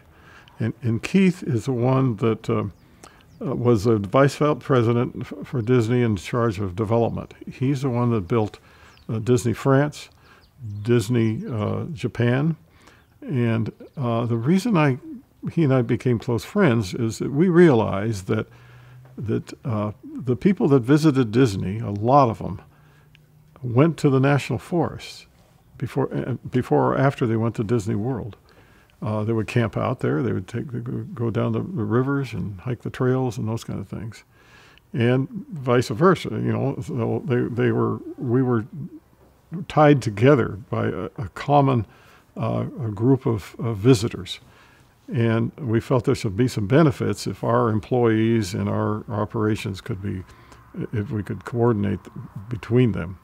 And Keith was a wonderful guy, and we got to know each other quite well, and spent some time out on the canoe trails and so on and so on. I learned a lot from him as far as development for recreation goes. He actually worked there, but he lived actually in Southern California, so he had an interest in what we do here, and we actually looked at some possible proposals here in Shasta County for Fort Wilderness Park by Disney here. It never happened because at the time that the proposal, we had a spot by the National Recreation Area here, and that we were going to put that in a Disney facility because it would provide a stopover for people from big population centers like Seattle and in Portland, halfway to Disneyland. And that's what they were looking for, is a facility like Fort Wilderness Park. So you start off on your Disney experience in Portland or Seattle, and you can carry it all the way. You can start getting the juices going by stopping at a Disney facility right here in little Shasta County. Well, it never worked out because at the time, Disney France was not doing very well. They're doing well now, but they were having troubles, and so he says the board of directors are probably going to not want another proposal. the government never sends you where you really, really want to go. We had family and two mothers that were elderly, and we were spending a lot of money and time traveling back and forth from Florida to California, which is pretty pricey, and needed to be here to take care of them. Well, anyway, we had one son back here. We really would like to come back to California. So lo and behold, the Shasta-Trinity Forest job opened up, and I was selected to be the forest supervisor of the Shasta-Trinity Forest, which at that time was the largest forest in the United States, and it was a wonderful forest, incredible forest, largest in the lower 40. That was 1992.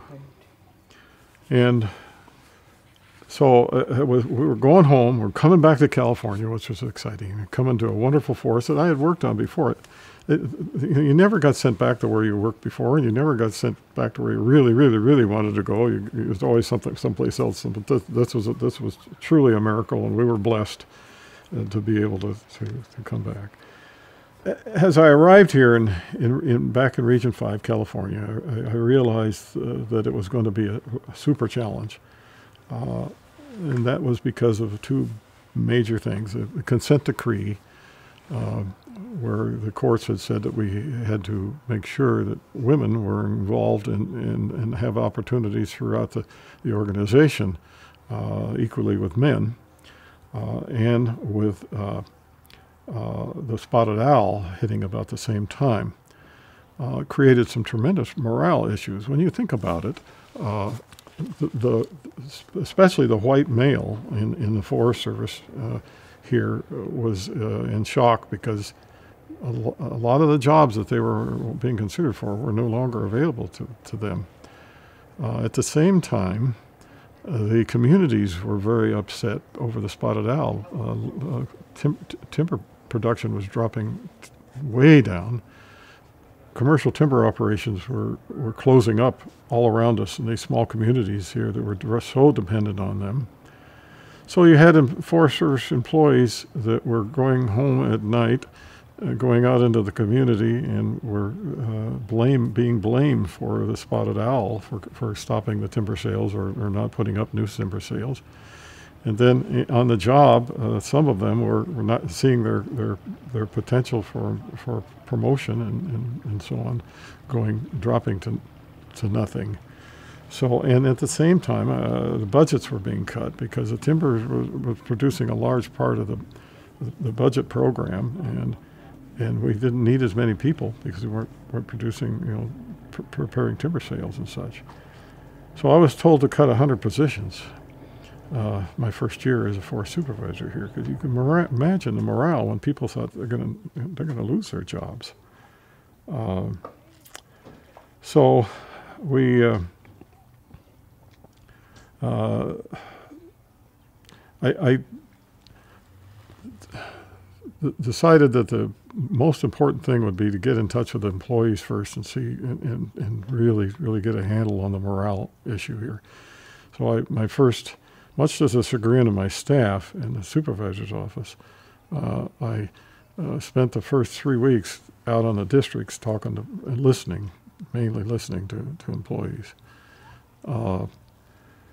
Then the next thing I had to do was get into the communities and really see what the impact was on the communities and look for alternatives to help these communities economically, because they were losing their schools, they're losing their teachers, they're losing their schools. Basically, businesses and communities were starting to shut down. And then there was the Northwest Forest Plan that the president decided he was going to micromanage the forest by coming up with his own forest plan. And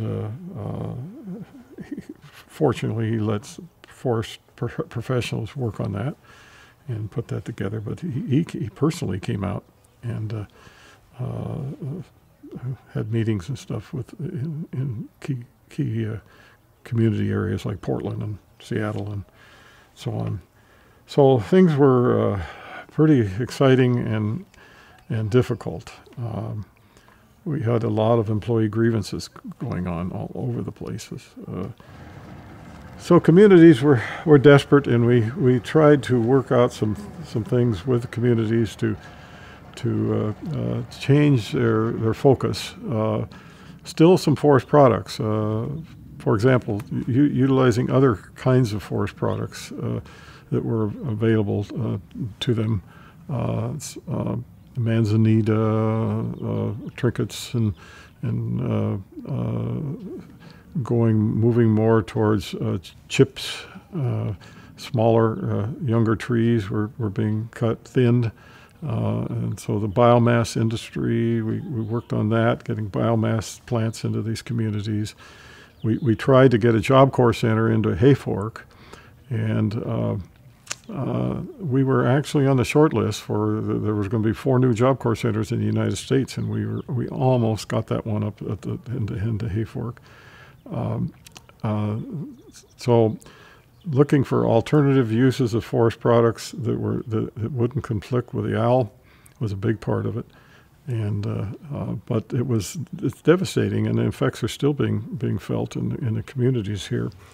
So it wasn't a real happy place, but I love being home, and it's a beautiful, wonderful forest, and we did. The one probably most gratifying thing here was that the forest plan had been worked on for many years, and the previous forest supervisors had really worked hard on getting that forest plan, and I was able to actually take finish it and get it done, and we really completed the forest plan. I hadn't have any major appeals, and then I pretty well thought, well, I've done everything I can do here now. We pumped up the morale a little bit. We helped the communities a little bit, got the forest plan completed, and I decided it's probably time to retire. I had retired a little earlier than I wanted to, but it was driven by fire again. My mother had a home in Southern California that was in a major brush fire, and the home was burned to the ground. And I was having to drive back and forth to rebuild that home for her, which was precious to her. And it was a lot of work down there. And here we had the biggest forest in the United States I was trying to manage and do a good job on. And my doctor, I was starting to have some chest pains, and the doctor said, you can do one or the other, but you shouldn't be trying to do both. So I decided that it's time to step out and let somebody else take over the wonderful Shasta-Trinity National Forest. But right after that, I was asked to, back in Region 8, the Southern Region, the 95 Olympics were coming on. And they asked me if I'd come back and help coordinate the part of the Olympics that was on national forest land, and a big part of it was on national forest land. The rowing, canoeing, water contests were on a national forest, and then the whitewater was on a national forest in Georgia. And so I had an opportunity to work on that, and they were expecting thousands and thousands of people to come camp on the national forest, and as a inexpensive way to live while they're going to the Olympics. So we were anticipating law enforcement problems and so on and so forth. Interesting thing happened there during the Olympics. We were going to have Al Gore visit the Whitewater event, and we put a lot of work into preparing for his safety. The river that it was going to be on had a dam above it, and it was in a narrow canyon, and the river was actually built for whitewater. They redesigned the river. But it was a narrow canyon, and all the seating and stuff was right there in that canyon, and there was great concern that somebody might try to do something to the dam to flood all those people and kill the vice president.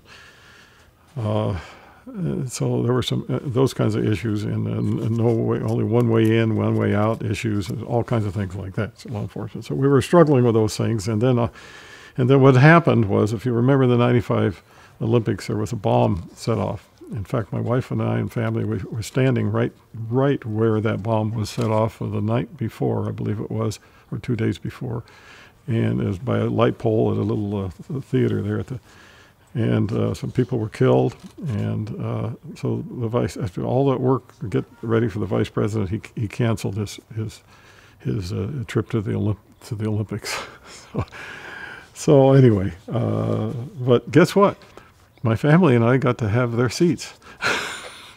They had the best seats in the whitewater event, and when I say my family, the Forest Service people that were working on that, we all got the best seats, because along with the vice president comes a whole lot of other people, security and so on and so forth. So anyway, there's always good things that happen from bad things. At retirement, my retirement party, the Assemblyman Tom Woods came to my retirement party, and he asked me if I would help him with in the state legislature. He was the new ranking member of the Natural Resources Committee in the state of California, and he wanted my help on that, and so I became his staff here in Redding and in Sacramento, and about 3 days a week I would go to Sacramento, and I would work again. I'm back to where I was with the U.S. Senate. I'm back to writing bills and so on and so forth, and helping write law and working with other issues. I was fortunate to be able to get 5 bills through. They involved watershed, fire, conservation camps, and fire pilots, benefits for fire pilots that were killed on fires, and we got some good work done there in the legislature. And then Dick Dickerson, the person that replaced Tom Woods, Assemblyman Dickerson, he kept me on for a few more years. And I spent most of my time there working on the state water project, the CalFed program here in the state of California, and sitting with that committee and trying to figure out how to get water through the Delta and to the south, and all those things that are still being argued right now. In fact, the present governor has a plan now to move water around differently than it's been moved in the past. One of the things that prepared me for that was, as I left the Forest Service, I had become a real proponent of prescribed fire, and I had actually taught prescribed fire at Marana at the National Advanced Resource Technology in Arizona, school in Arizona. And I felt that, we had an untenable situation building up in California in the foothills with the brush species and so on and so forth. And again, because of the spotted owl, we had reduced our timber operations so much that the forests were growing faster than nature could destroy them in a natural way. And since we weren't logging, we need to be doing something with the timber and with the brush. And I suspected that California's water problem, the need for more water, as I was learning about through the CalFed thing, could be solved through forestry. And so I worked hard, but never really was able to accomplish a way. The Quincy Library Group was one of those things that I worked on. But I asked, before I left my job as a forest supervisor, the watershed people in the regional office, I said, look, I'm not going to make this public, but I would like to know what would happen to the water need of 2 million acre feet. Excuse me, I shouldn't say that. I didn't tell them that.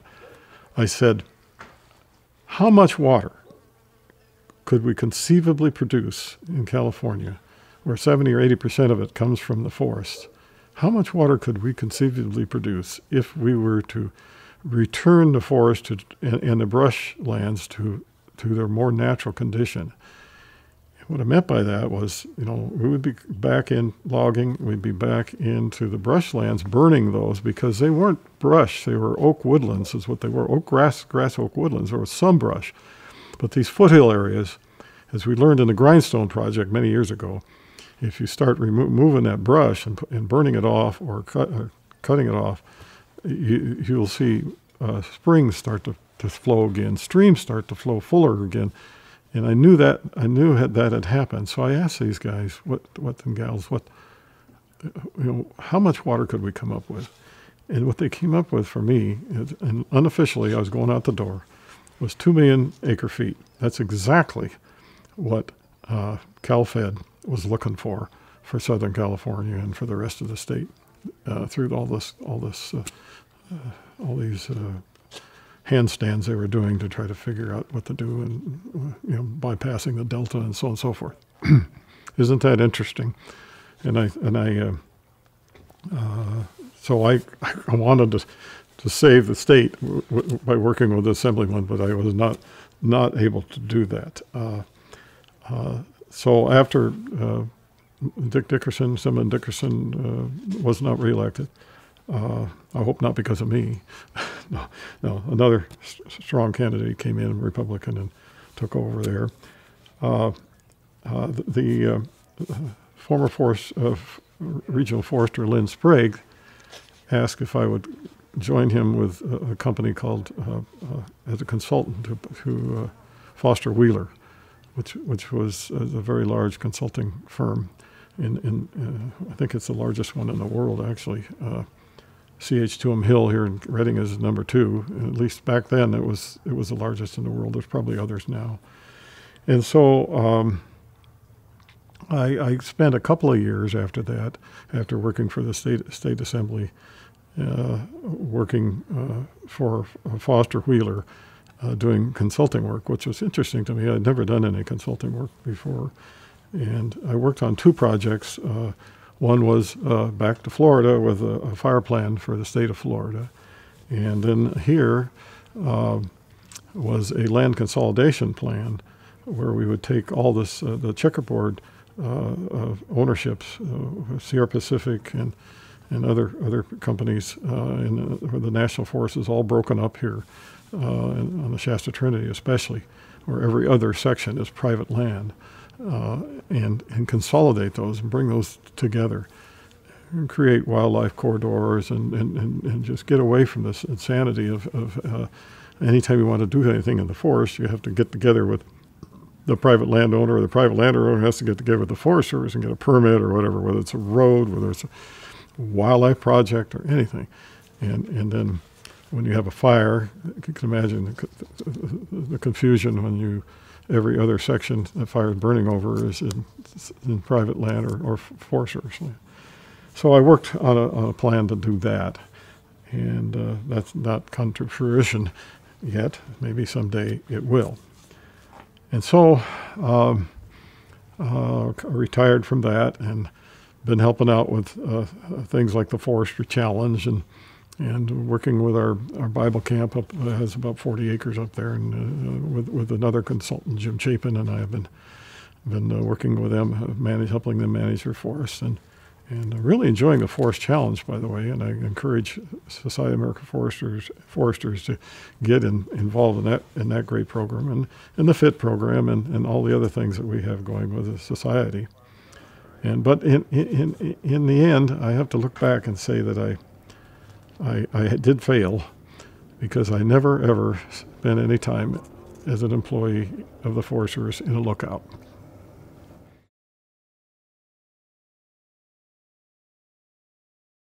I believe the Forest Service is hiring fewer and fewer foresters. And I believe that it's important, really important, in this day and age, to have foresters especially in line positions, in decision-making positions and coordinating positions, because so much of what we do is interdisciplinary. The forestry education is interdisciplinary. We learn about the not just the timber and growing trees, but we're also heavy into watershed and wildlife and all of the multiple uses. And when you're working with teams that are doing the planning to manage forests, they're usually interdisciplinary teams. And it really helps to have, I think, to have a forester heading those teams up or in the decision seat when we make decisions about what we're doing with the National Forest. It just makes sense to me, and we're getting away from that more and more in the Forest Service.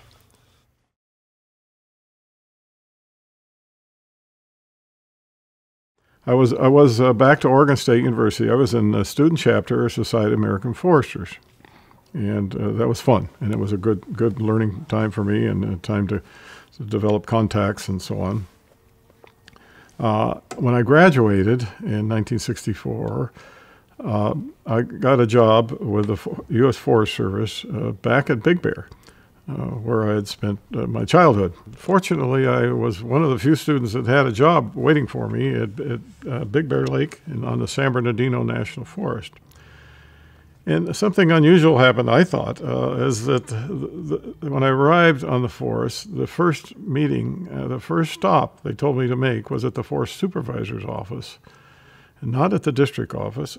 And here I was, a new junior forester, sitting in front of the Forest Supervisor. It was a little scary. And his name is Don Bauer.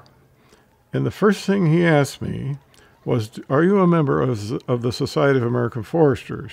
Well, I was curious about that because, it seemed like an unusual question about my first job. I thought he was going to be telling me all about the wonders of the National Forest and the San Bernardino National Forest. But Don Bauer was a long-term Society of American Foresters member, and he felt that every forester that worked for him on that forest should be a society member. And fortunately, I was able to answer him in the affirmative. And I discovered that was pretty much standard in those days in the Forest Service. The next door neighbor forest supervisor, Bill Dresser on the Angeles Forest, he would ask the young foresters that arrived in his forest if they were active members in the Society of American Foresters. Felt that was part and parcel to being a young forester in Southern California, at least. And I believe that was pretty much around the whole state. I think the Forest Service has moved away from that a lot. We have a lot of young people graduating from school who are going to work as foresters or biologists, or that don't belong to the Society of American Foresters. And I think there's we're losing something by that. The networking that has gone along with my membership has been incredible. When you're a government employee, government forester, you work a lot with private industry. You work with the timber industry. You work with other industries, the recreation industry, and so on and so forth. And it's important to be able to be part of something that's aside from your day-to-day work, and have the camaraderie and the sharing of technology and knowledge and so on and so forth that we do back and forth in those meetings, in society meetings. Anyway, I think we've lost something there in California, and I think that's throughout the Forest Service. So I hope we get back to encouraging young graduates to join a professional society, especially foresters with Society of American Foresters. Another thing that was really fun for me was we had an Society of American Foresters chapter there in Southern California, chapter of the Society of American Foresters, and I was lucky enough to be selected as a chair of that chapter, and quite frankly, it wasn't the Forest Service foresters that really made it a great chapter. It was the county foresters. L.A. County has some foresters, and they worked with us, and we all worked together. And in fact, they had more foresters than the Forest Service had. And it was a great time in Southern California there with with a group of foresters, camaraderie and sharing, coordinations and sharing and so on and so forth, and education and all that kind of stuff. Well, out of that grew a opportunity to go back to my first big boss, Don Bauer, and candidate him for a fellow of Society of American Foresters. Don Bauer, in my mind, was probably one of the finest examples of a forester, a professional that I had ever worked for in my entire career. What an incredible guy. And he was a champion of Society of American Foresters, and I was able to spend some time with my first boss, Don, and he became a SAF fellow, and he was very honored by that. So that was a special time.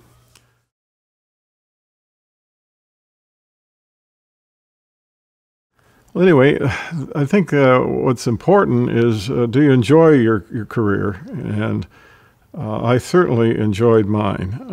I was at a SAF annual meeting for California at Cal Poly 2 years ago to receive my 50-year certificate. And they asked me to speak at lunch. And there were a lot of students there. And the thing that I remember is I had mentioned to those students that in that 41 years, I could only remember about 4 days that I didn't really look forward to going to work. And I told them, and if you can achieve that in your career, you've really done something. So was blessed to have a career that was enjoyable all but 4 days in 41 years. In a perfect world, an ideal forest, I feel, would be a forest that is managed in a way that Gifford Pinchot originally thought they should be managed for the greatest good, for the greatest number of people in the long run. In other words, it perpetuates itself.